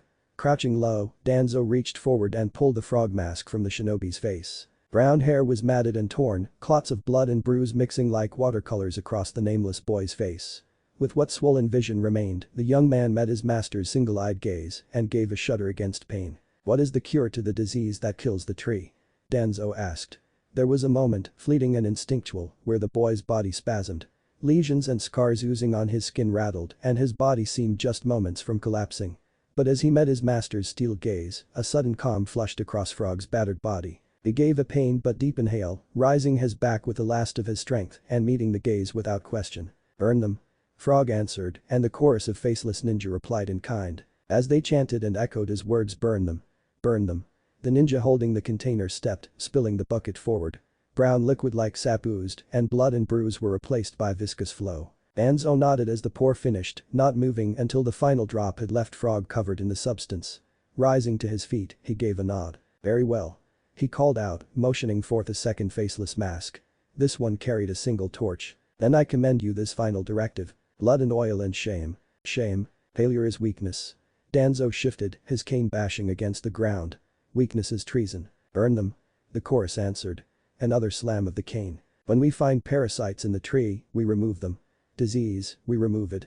Failure, we excise it." Danzo's arm extended and an unlit torch was placed between his palm by a faceless one. His fingers curled around the wood. "We are the fire that keeps the forest clean." Danzo shuffled back, his footsteps ending at the edge of pooling oil and blood. The gardener in the dark who ensures the future of the hidden leaf. No hand signs. No words. Danzo's lone eye flashed red and small pillar of fire erupted from his tongue. The unlit torch burst into a blazing crackle. A single black eye met the wavering brown of the unmasked frog. Danzo extended his arm, torch ablaze. "For the hidden leaf." Danzo's voice echoed. Frog's eyes reflected only the flicker and crackle of fire. Frog swallowed and grabbed the torch. "For the hidden leaf." Frog brought the torch to his chest. His screams joined the chorus. The first thing Naruto noticed upon waking up was that he was in a hospital. Strapped to a bed, gown and all, with at least 4 sets of monitors pressed with little stickers along his skin. Fluorescent lights made his eyes squint and the smell of chemically cleaned surfaces left a crinkle in his nose. A machine next to his head went beep beep boop in that rhythmic pitter-patter that both annoyed him and made him want to fall back asleep. The second thing he noticed was that he hurt. Like, everywhere. MHMM. He groaned because even his jaw ached and anything close to language felt like hell. He blinked under the glow of nearby lights and tried to shift his vision from one side to the other. Well, it might have felt like a prison, the wide windows on one side of his room let the midday sun flood across his face. It felt warm against his full-bodied anguish and he turned his face to soak in the rays. "Finally up, kid." Naruto's head whipped back to his left, ignoring the burning pain the motion shot through his body. His voice cracked like gravel from disuse. "Jiraiya." The white-haired toad sage laughed, a deep rumble in his chest that finished with a hacking cough. Gone was his traditional red and olive guy, replaced by the simple white of a hospital gown identical to Naruto's own. His left hand wrapped up the shaft of an IV drip, but Jiraiya held it like a walking stick. Here Naruto's eyes surged, taking in the battered and bruised appearance of his teacher. Jiraiya snorted. "What?" he challenged, rising from his seat with a small but audible groan of effort because his entire being hurt, but damn it, he had a reputation to uphold. "You thought fighting Orochimaru and the 4th Hokage and an invading army was something even I walk away from without a scratch?" Naruto didn't say well, yeah, but the expression was written across his face like it was tattooed. It had never occurred to him that Jiraiya had ever or could ever be injured. Famous shinobi like Jiraiya or Kages didn't get injured, never bled or bruised as they completed missions. They just came back, normal and ready and maybe a little covered in blood. Never theirs, though. Naruto's eyes traced the wrappings on Jiraiya's stomach and down his left thigh. "But you're okay." The words left Naruto's mouth as the panic tension set in. Jiraiya gave a deep and strained laugh that looked painful to do, but his teeth were wide and white with a smile. "I'm gonna be fine." The sage answered. "A little knocked around, but I'll be back on my feet at the same time you will, I bet." Relief rushed through Naruto's veins like liquid anesthetic. He didn't even know how to register the idea of Jiraiya being injured. It had been jarring enough during their wave mission to see Kakashi out of commission, but Jiraiya and the 3rd Hokage was another thing entirely and the air left Naruto's lungs with a dull hiss, his hands a vice around the frame of the bed. "The old man." Naruto's spine trembled as the words passed his lips. "Is the old man." Naruto stopped short of saying alive, the word tasted like it would make him vomit. Jiraiya nodded, reaching a bandaged hand to the blonde's arm and giving a squeeze. "He's alive." he said, and Naruto felt stress leaving his lungs like poison bled from a wound. Naruto was halfway through leaning back and thanking whatever god was choosing to listen when Jiraiya continued. But Jiraiya swallowed hard, his own eyes glazing over in the fluorescent light. The stress rumbled back through Naruto's gut, a bubbling storm. What? Naruto forced, his voice squeaked and strained between exhaustion and worry. What happened to him? He's not going to be able to move much anymore. Naruto blinked. Empty. Not move. His lips had words, but his brain sputtered. Wheels spinning and tearing into mud, making a mess and going absolutely nowhere. What do you mean not move? He's paralyzed. Jiraiya's eyes gazed off into the distance, and Naruto didn't know if he was talking to him. It was weird seeing the Toad Sannin like this. Wrong. Wrong, and it filled Naruto's gut with something that twisted and dragged and made him want to spit. When he crashed through the roof, a beam struck his back. Jiraiya lurched in a cough that was covering for the fact that his throat was closing up. He isn't able to move his legs. His voice was hazy, fractured. And his arms aren't much better. Naruto blinked and took a big breath in that hissed through his teeth. His lungs burned and his chest stretched, and both hated him for it. Can't move his legs. Hiruzen Sarutobi, the god of Shinobi. Old man. I don't understand. Naruto repeated because that's the only way he felt. It looked like the word slapped Jiraiya in the face. Not hard, but the red stinging on the sage's cheeks hadn't been there before they had started talking. He won't ever be able to walk again, kid. Jiraiya's voice teetered in and out of a tone that ached and scrapped, and Naruto felt his gut sink. His body sitting on a void, teetering by the flimsiest of rope torn to nothing but loose strands. But, he's alive. Naruto's voice cracked. He is. Jiraiya tilted his head and swallowed through the response. He's alive because you were able to hold Orochimaru off and summon me. It was so flimsy, so fragile. 1,000 shards of glass with elephants on top. Spider-webbed fractals and ominous cracking sounds. But the glass was holding. Barely. He's alive. Naruto leaned back and the pillow beneath his head wrapped around his skull like a cocoon. He wanted the bed to swallow him. To take him back to when he had been unconscious and couldn't feel the world and the hateful truths that it made him feel. Hiruzen was alive. Naruto forced himself to remember that's what mattered. Can I see him? Naruto asked. Jiraiya shifted in his chair. He's unconscious.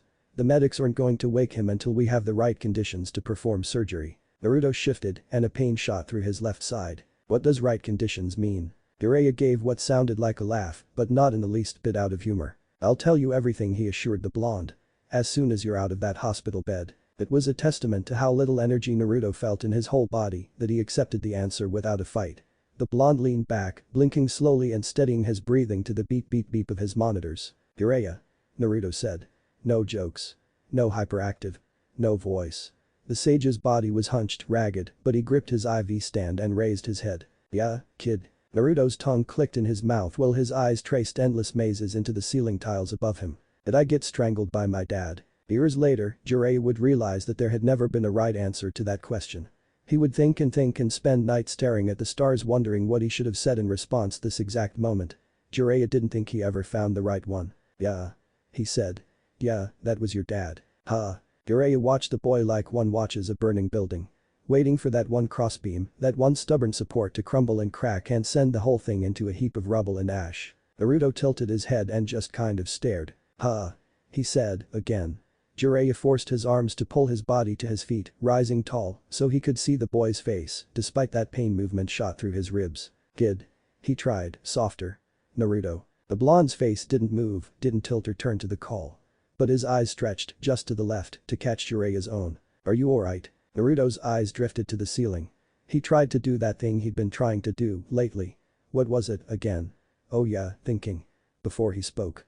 He'd been trying to do that so much lately so that Jiraiya would be proud of him and take him as his apprentice and he could be a better ninja and save his friends. The fourth Hokage's face flickered in his eyes.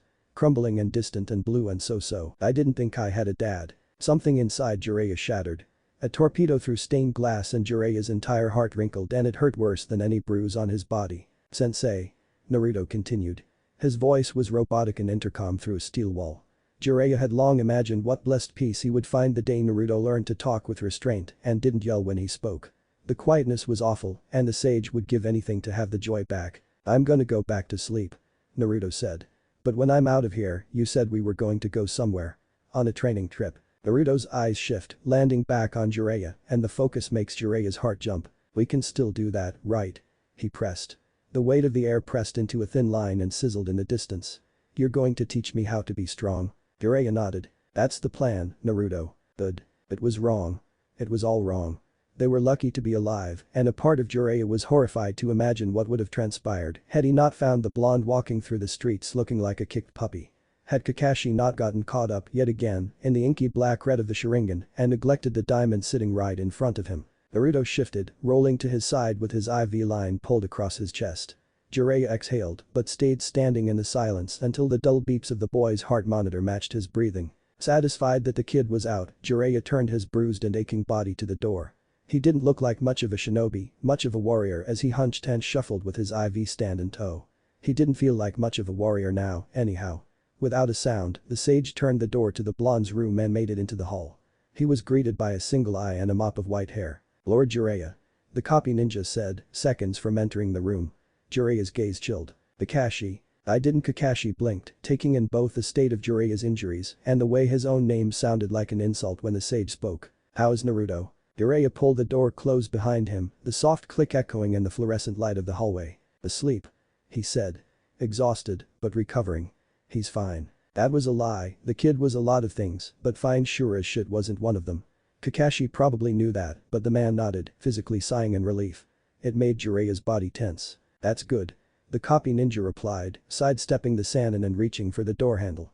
"I came to come check on him and see how he's." Jiraiya's hand snapped, grasping Kakashi's breath from the door. "What are you doing?" Kakashi blinked and Jiraiya's eyes narrowed. "I'm here to check on my student." Kakashi replied. "Your student?" Jiraiya laughed, salt and anger and ash. "Is that what he is? Your student?" A single eye stared, narrowed and eyeing the points on Jiraiya's body where bandages were wrapped the tightest.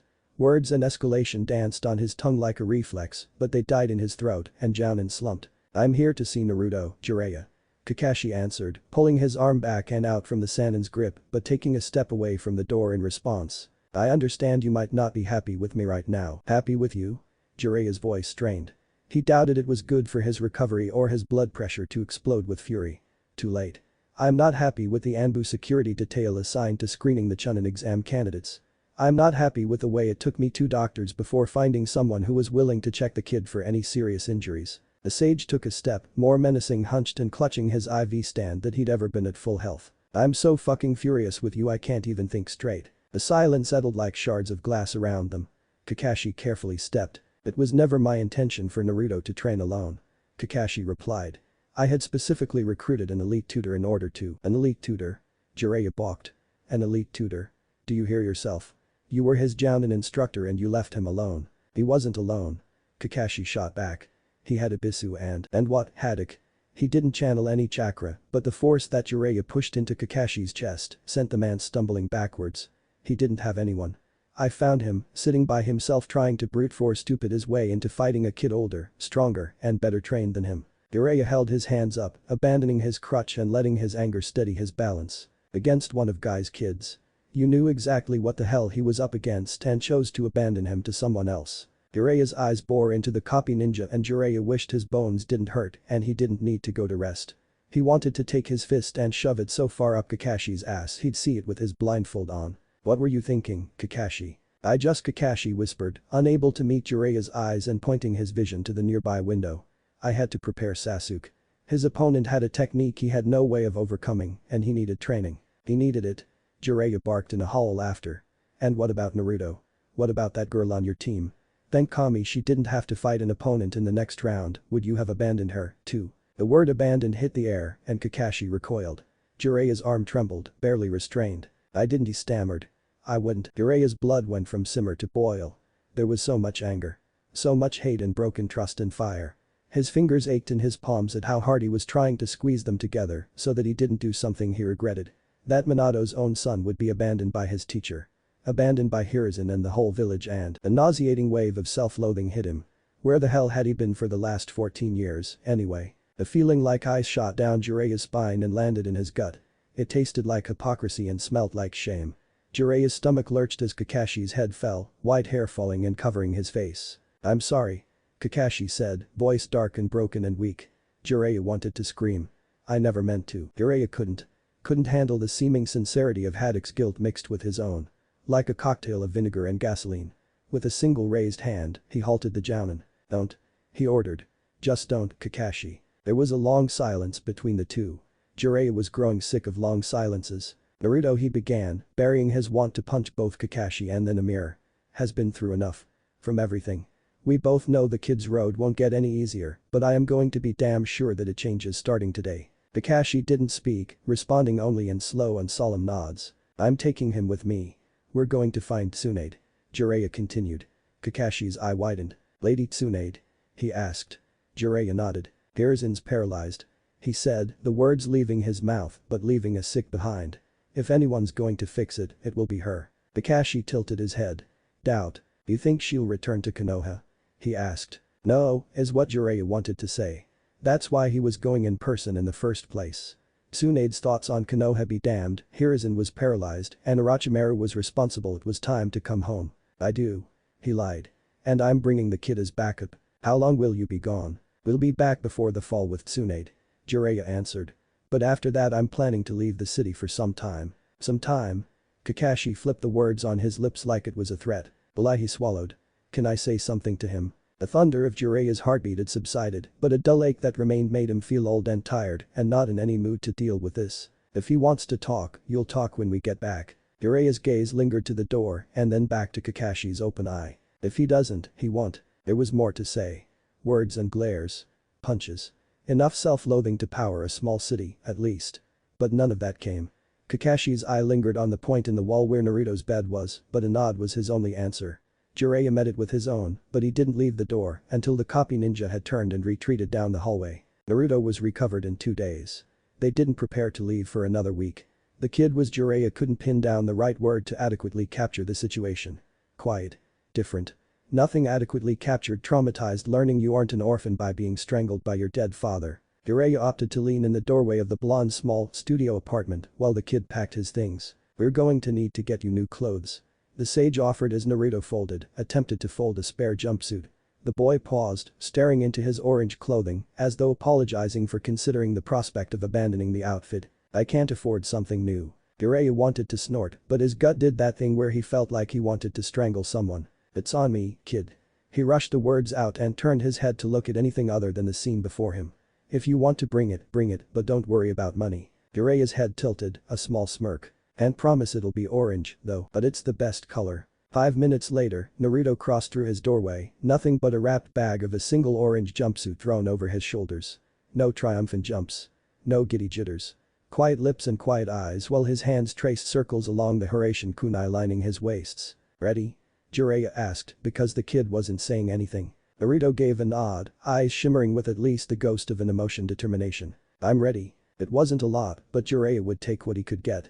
As the two set for the city gates, Jiraiya slowed to a step behind the boy to take in the city.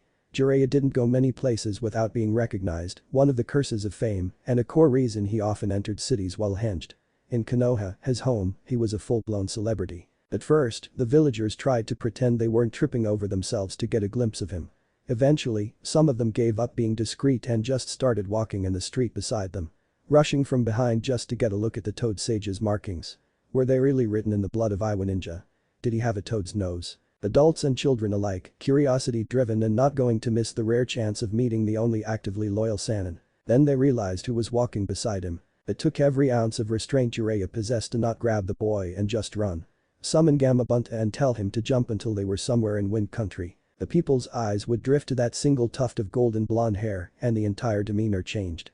Awe turned to loathing. Curiosity to judgment. Hate. Is that Lord Jiraiya? What's he doing with that thing? Maybe he's here to take it away. It stole the Hiraishin. Lord Jiraiya won't allow that creature to corrupt the legacy of Lord Yodamane. By the time they reached the main gate, a small trickle of blood ran down Jiraiya's clenched and shaking fist. "Kid." Naruto turned. "Yeah." Is it? Jiraiya paused, giving a deep exhale and trying to remember his decades of meditative training.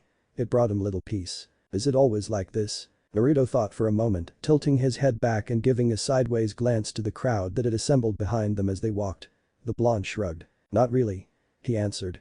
"They're only still following because you're here." Jiraiya grunted, a semblance of acknowledgement, but there was a growing darkness behind his eyes. His face carried a look between disappointment and rage, but he quickly turned his head from the blonde to address the Anbu stationed at the village gate. Gate duty was usually a job for Chunin, but having the village overrun made the border security situation tense. Naruto's eyes wandered the blades held by the Anbu on duty. It looked a lot more scary than when Chunin were. Naruto. A voice rang out over the bustle of the gate, a blob of pink and red following. Naruto turned on a heel while Jiraiya gave only a glance before returning to his hushed negotiations. Sakura. He called back. He tried to make his voice sound more excited, but he was worried all he could sound was tired. Judging from how Sakura's shoulders slumped, she heard the difference. Naruto. For her part, Sakura opened her mouth a few times before finding the words that felt right. It took longer than she'd anticipated. I'm so glad to see you're safe. Naruto gave a soft smile, but it met his eyes. I'm happy you're safe, too. He answered back. I'm sorry I wasn't around when everything kind of went to shit. I got all caught up trying to find Gaara and Hiruzen and had this plan and he trailed off, but Sakura only gave a small smile and laugh. It's okay, Naruto. Sakura held up her hand, open palm and not a fist. Her voice was a weird mixture between soft and tired and unsure. She was privately relieved that Naruto wasn't observant enough to notice the tension between the two. The silence that came after, however, even Naruto could feel. So Sakura tried. So Naruto mimicked because he didn't know either. When did this get this hard? I came to the hospital. Sakura fidgeted, shifting onto her heels. You were still asleep, but you looked so peaceful. Naruto found a nervous laugh that felt like a cough. Yeah, Hiruzen mentioned you came by. A genuine smile. Small, but genuine. Thanks for that. Sakura's gaze softened, but her nod was resolute. Team 7. She offered.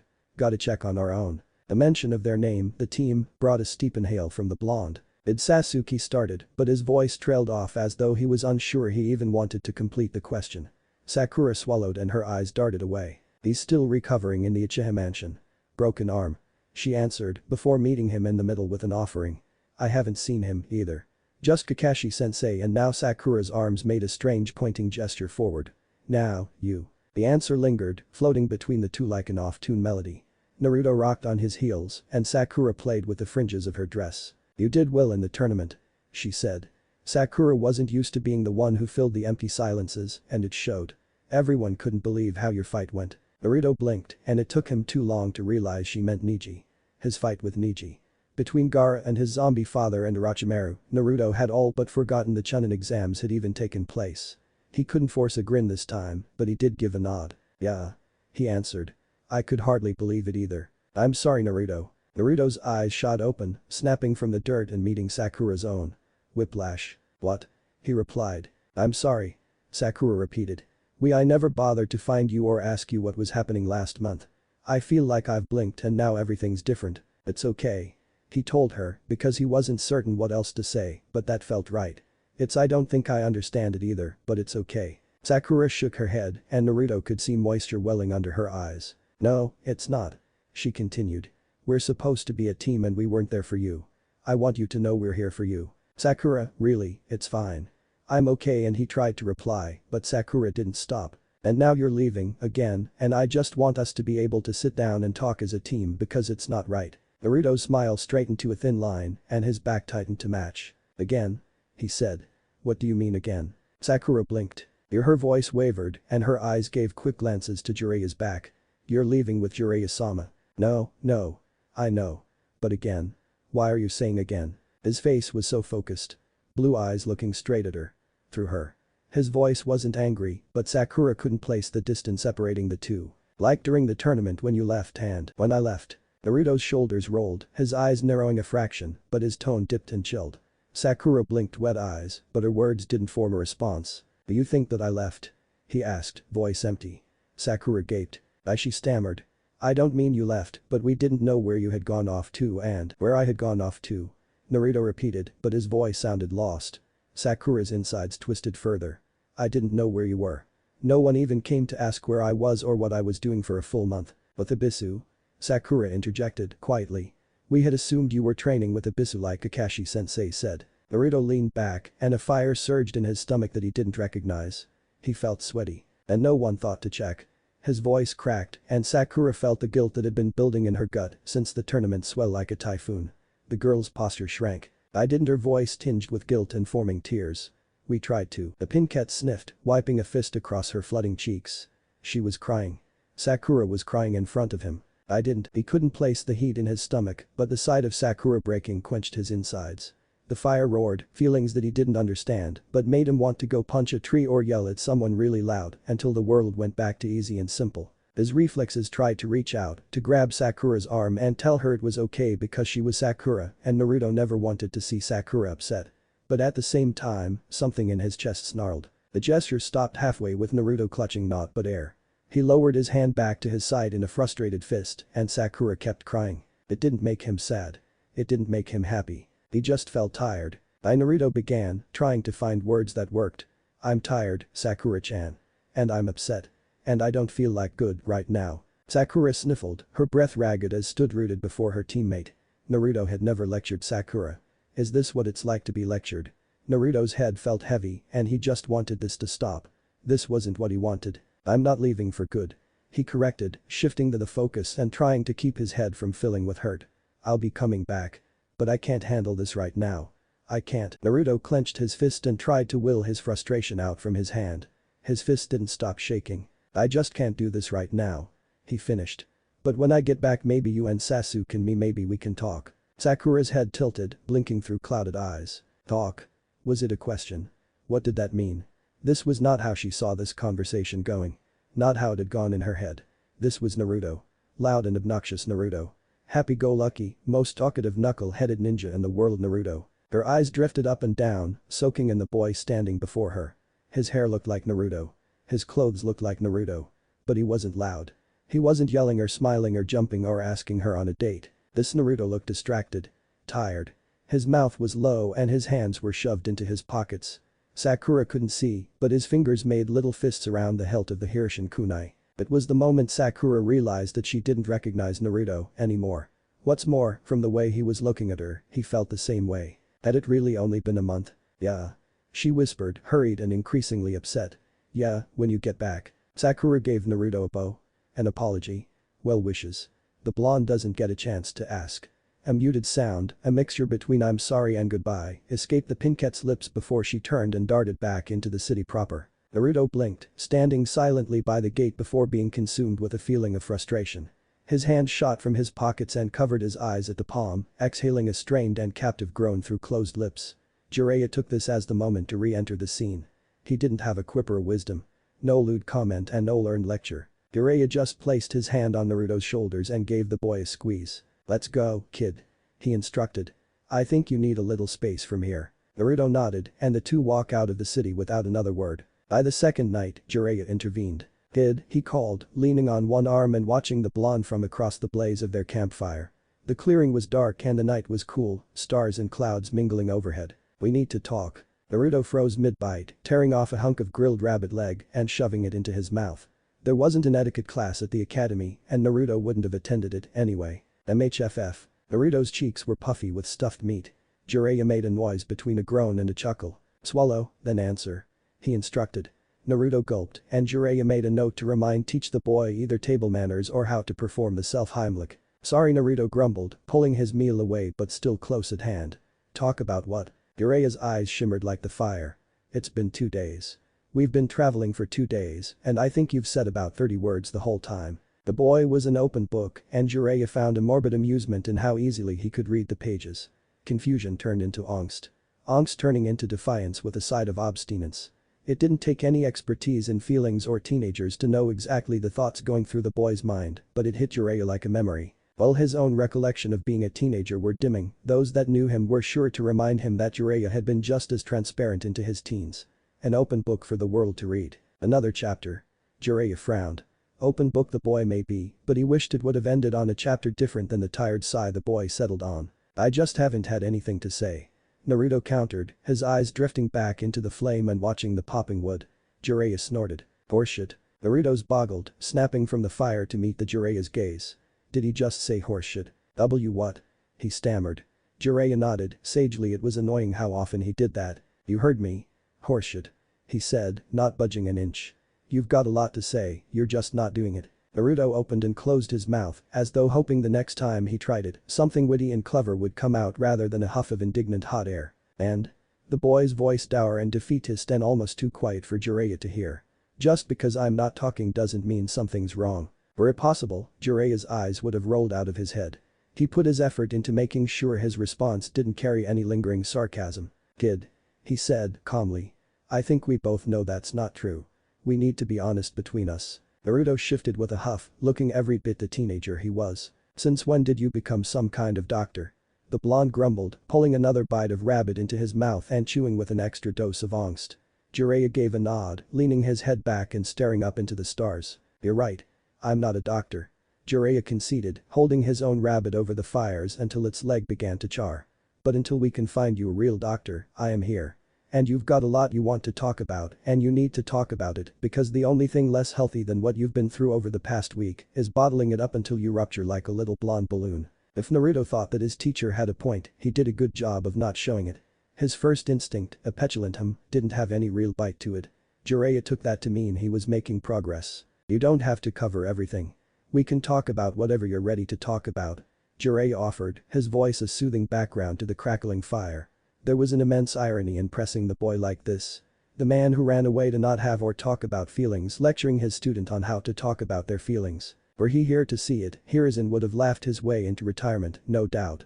But Jiraiya wasn't the student anymore, and he damn sure wasn't going to let the blonde repeat his mistakes. Maybe we just talk about one thing that's on your mind. Naruto tried to have a reply to that. Something quick and cutting that stupid Jiraiya would never see coming and would put him verbally back into his place. Was he trying to call him weak or something? Some nammy-pammy little loser ninja who couldn't. The fire crackled and Naruto swallowed. The words came before he realized he was speaking. One thing. Yeah. He had one thing. He whispered, his voice shaking and his eyes welling.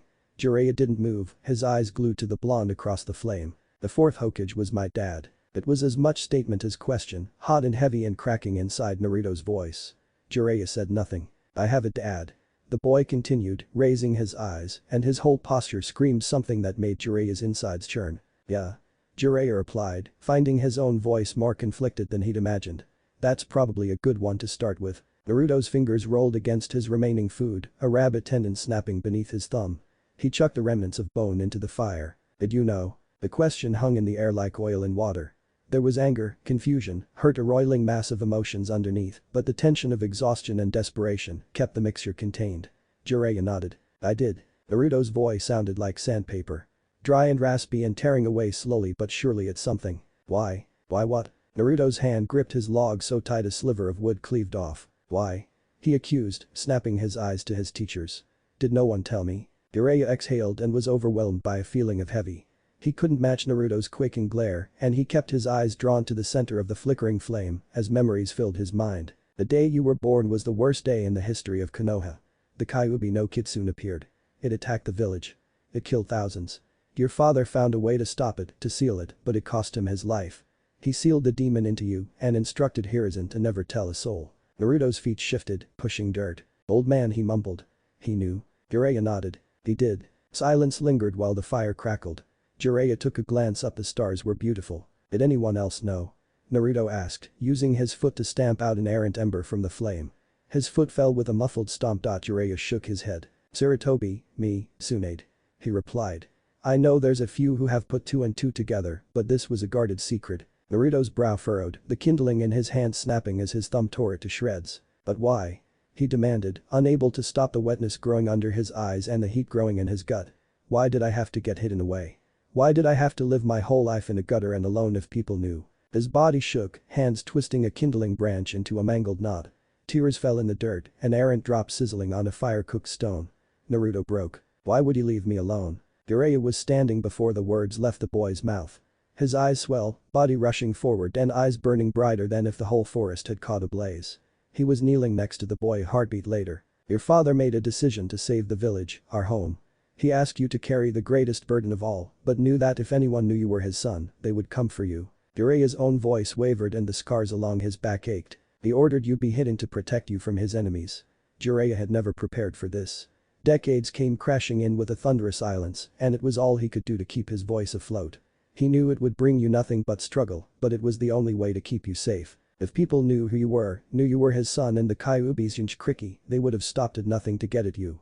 You would have been a target. The village would have been a target. Naruto's body trembled. Pain and hurt and sorrow bottled so tight the glass was shaking.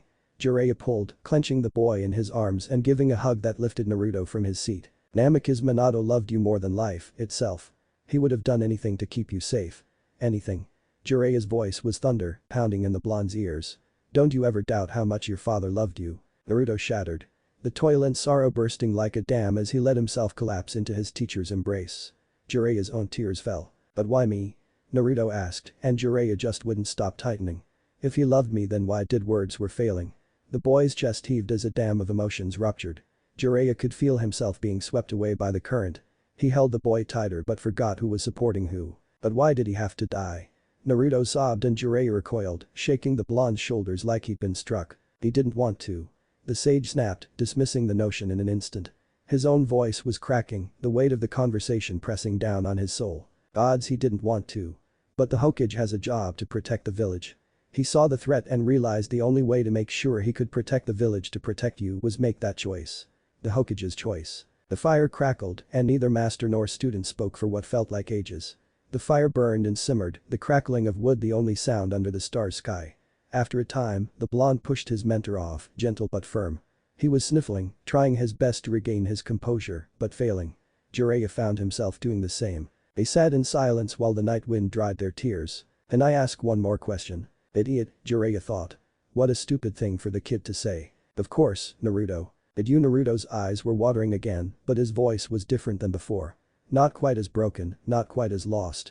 This time it was nervous, cautious, hopeful. "Did you know my mom?" Naruto blinked, confused.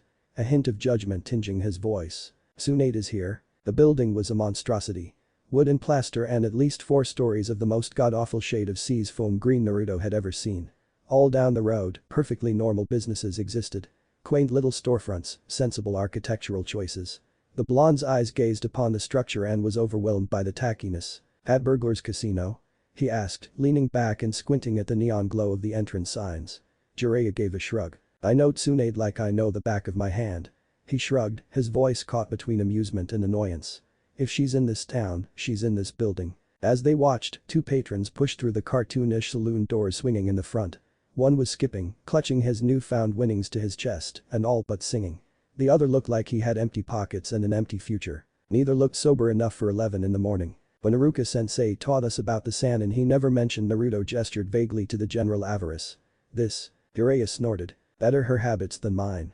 He mumbled, hopefully low enough that Naruto didn't hear before giving his student a more serious appraisal. "Alright, let's go over the game plan one more time." He commanded, switching the subject and straightening his back. Naruto gave an eager nod as he rehearsed his lines. "We go in. If you find Tsunade, I come find you. If I find Tsunade, I come find you." Jiraiya beamed, flashing a thumbs up and a trademark smile. "When in doubt, let me handle it." He gave Naruto's shoulder a pat. "You're catching on quick, star pupil." Naruto squinted, battling the growing suspicion that he was being patronized, but a firm pat on the shoulder killed the growing mutiny. Naruto followed his teacher to the door, pausing as Jiraiya made one final adjustment and turned. "Before we get started," he interrupted, a gloved hand resting on the swinging salon door. "Do you know what Tsunade looks like?" Naruto shrugged. "Blonde?" Jiraiya snorted, pushing open the door and making his way into the casino with a small laugh. "Yeah, close enough." The casino was an explosion of color and sound. Lights and patrons flickered, crammed inside the windowless building like koi fighting over the same scraps of food. Naruto crinkled his nose, the smell of smoke and desperation physically palpable. This is what casinos are like. He wondered, but found Jiraiya had disappeared into the crowd, evaporating amongst the crowd to the back left corner of the building. Naruto stood on his toes to try and spot white hair, but only noted a large bar on that side of the wall. Surely, a coincidence. "Alright, Naruto." He whispered to himself, because all the best ninja gave themselves pep talks. Crowded casino, blonde lady. How hard can it be? As it turned out, a lot of blonde ladies were at casinos. After 20 minutes of dedicated searching resulted in 20 minutes of women who were definitively not a Sannin, Naruto was getting nowhere. He had, as though it were a rite of passage, been almost puked on twice by random grown adults, so drunk they could barely stand. But the young blonde stormed through a side doorway, away from the crowd, and finding himself in a quiet ancillary bar. The rooms was small and mostly empty, a single bartender serving only a handful of patrons. In the corner, a relaxed man played a low and haunting tune on piano. Naruto looked back, a roar returning from the other hall. He scurried inside. Better than that, at least, he thought, just happy to be out of the circus and in a place he could actually hear himself think. "Now I just need to." There was a soft smack and Naruto stumbled backwards. He'd been so distracted looking around he'd completely barged into a nearby stranger. The woman had pretty black hair and prettier black eyes that made the white stand out on her black haori. The woman leaned with a casual boredom, a classic "I'd rather be anywhere else than right here, right now" as the sound of bar and debauchery trickled in from the main hall. Naruto felt his throat dry with a smack, stumbling over his feet and words as he tried to get through an apology. Sorry miss." He blathered. "I didn't see." Naruto blinked. A small set of beady eyes blinked back, centered in a chubby pink face. Naruto's head tilted and his voice acted before he could stop. "It's a pig." He blurted, apology forgotten and head tilting at the creature. The teacup pig, who was wearing clothes which Naruto thought was wild, tilted its head in return. The dark-haired woman nodded. "It is," she confirmed, happy to clear up the confusion. "Her name is Tuntun." Naruto blinked, unsure of what to do with this information. He squinted, leaning closer to investigate. "Is she here to gamble?" The woman's face brightened, an amused giggle escaping her lips as Naruto continued his staring contest with the small creature. "No, she's not old enough," she replied, simply. The woman crouched, meeting Naruto's eyes, and the blonde blushed furiously as he turned. "And aren't you young to be in a casino, as well?" "No. I mean yeah," but his voice felt like he'd dropped it. "And when did it get so hot in this room?" Was he sweating? Naruto pulled at the end of his jacket and tried to regain his composure under the woman's amused eye. "I'm not here to gamble, I was following my master." The woman rolled her head back in a laugh that sounded like experience. Naruto gave an awkward but happy smile at the reaction. "Well, that's relatable." Her voice had this soothing quality Naruto found himself instantly smitten with. She gave a small bow in introduction, accepting his apology and waving a hand to the stool near her in invitation. "Since, I take it, you won't be participating in the hedonism, you're welcome to join me," she invited. Naruto beamed. "I'm Shizune." Naruto ambled forward, jumping to sit in the stool as his legs dangled. He didn't know what hedonism meant, but it sounded like something Jiraiya would have liked. This woman felt like better company. "Naruto," he greeted, pushing his hand a little too far forward. Shizune smiled, accepting the boy's outstretched hand with a slight bow of her head. Naruto squawked, remembering that he knew about manners and should maybe try them, sometimes. He half bowed from the stool and looked like an idiot, but Shizune's laugh melted the tension like warm rain over frost. "It's a pleasure to meet you, Naruto." She smiled. "What brings you here to this casino?" Naruto fidgeted, craning his neck and keeping an eye for blonde hair from the corner of his eyes, because he was on a mission and couldn't get distracted by pretty girls with nice smiles. "I'm here on a mission," he answered, not remembering proper mission protocol was usually to not announce that you were on a mission. Shizune's eyes glanced up to the hiei tied around his head and a flicker or acknowledgement crossed her gaze. "Ah," she said, voice stretching. "I see you are a shinobi." Naruto nodded, a lion's pride roaring in his chest that she had noticed. "Yep." He pointed to the symbol, half in an effort to accentuate, half in overwhelming pride of the Konoha crest. "Do you know Konoha?" Shizune's lips pursed, her gaze turning from the blonde and looking back out over the bright lights of the casino. "Yes." She responded, and her voice sounded quiet against the arcade whirl of machines. Naruto swallowed, suddenly wondering if the reason Jiraiya's headband didn't have the Konoha leaf on it was to avoid the sudden void that entered the back of Shizune's voice. It reminded him of talking to Inari. "Yes, I'm familiar with Konoha shinobi." Naruto didn't know how to follow up and he shrank into his seat with a "oh." The casino noise filled the silence between the two and Naruto wished he didn't feel like the cause. Shizune's eye watched the boy slump and she gave a rough cough as she snapped back her focus. "What brings you to this small town, Naruto-kun?" she asked and the warmth in her voice returned. Naruto swelled. "This is a few days' journey from Konoha." "Well."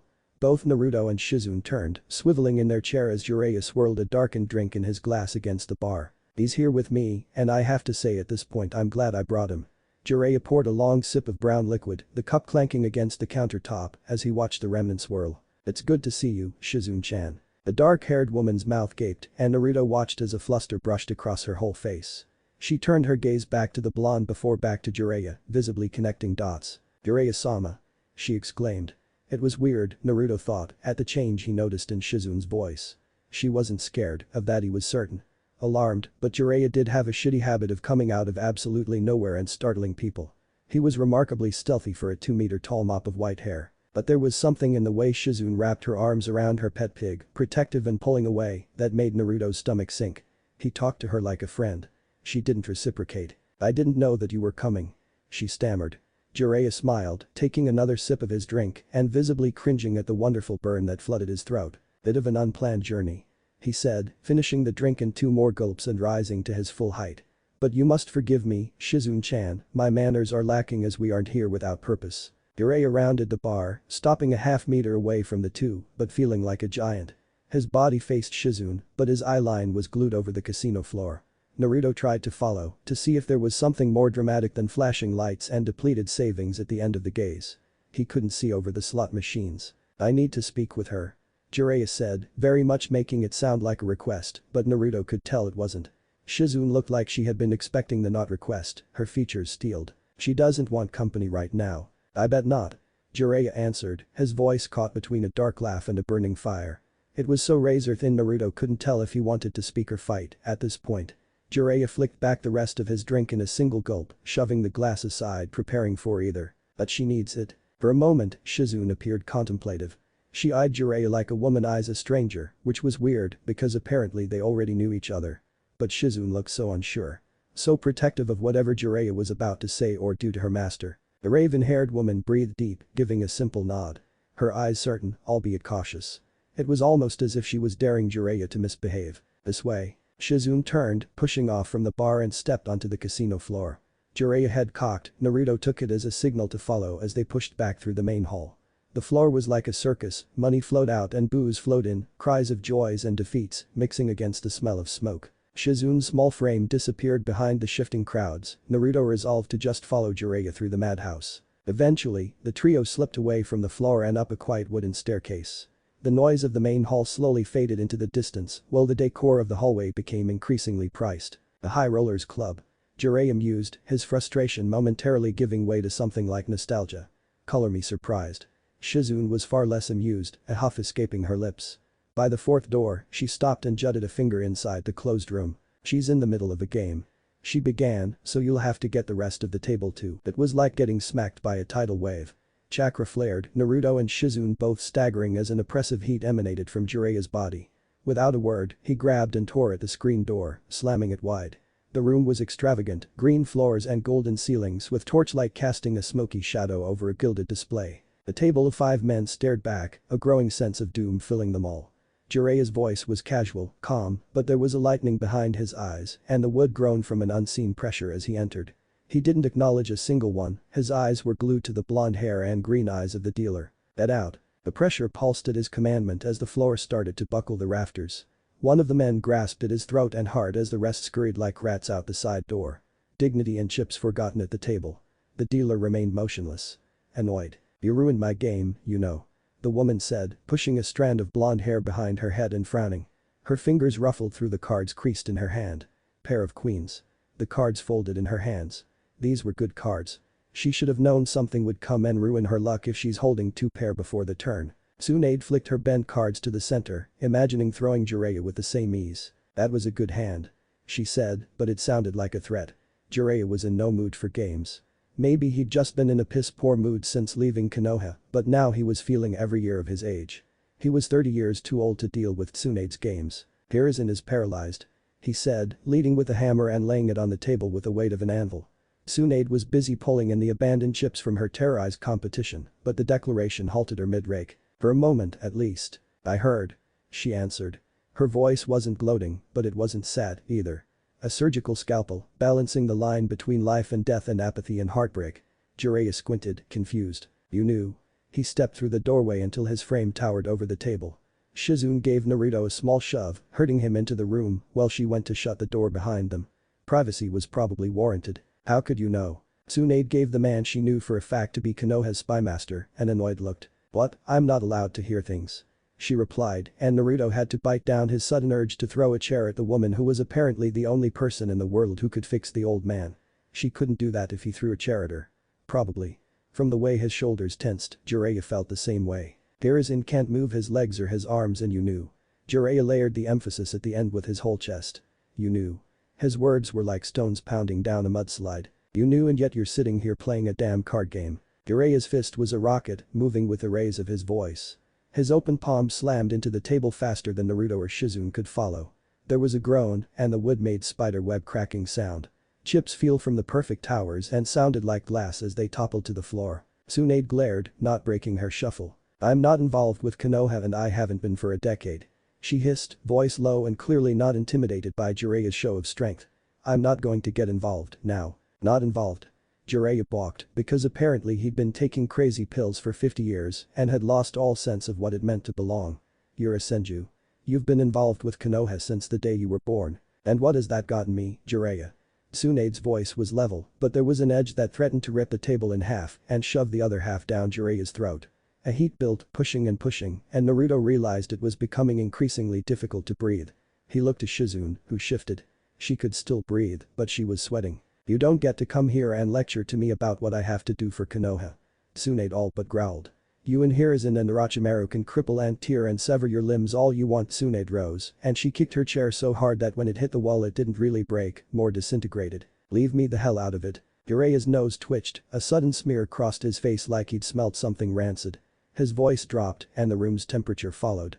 Naruto had to remind his lungs to breathe. How did you know that Orochimaru is missing his left arm? The words hung like ice.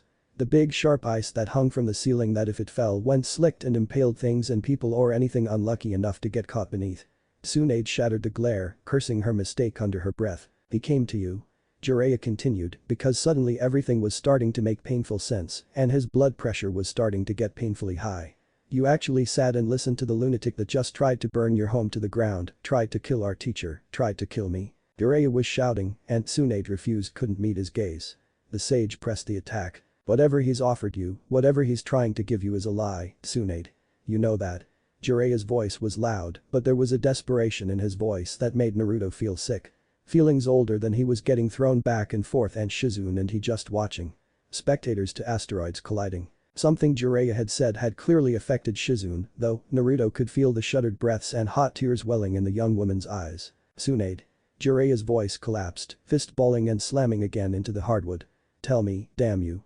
What is Orochimaru holding over you that's making you act like this? The Tsunade I knew would never. The Tsunade you knew? The blonde woman exploded, chakra surging and obliterating the poker table's remains in a single blow. The Tsunade you knew died in the second Shinobi War when her village sent the last good things it had out to be slaughtered. The slug Sanin was heaving, body physically shaking and her heart a frothing maelstrom. Jiraiya, if anything, slumped. His anger and frustration morphed into a dark and hollow sound that barely scraped out from his throat. Understanding. Sorrow. Tsunade. Jiraiya's voice was a whisper, but there was something broken inside. Next to him, Shizune burst, hot tears now staining her cheeks in unfiltered sorrow. Naruto realized he didn't understand what the hell was going on, but he knew it was awful. You know he can't bring them back. Bring them back? Bring who back? Naruto's eyes bounced between Jiraiya to Tsunade, Shizune to Jiraiya. His eyes lingered on Tsunade, who was shaking her head back and forth as though motion would refuse the response. Leave. It wasn't a suggestion. It wasn't a threat. Tsunade's head was hung, strands of hair leaving her eyes in darkness as she pointed towards the door. No. Tsunade twitched.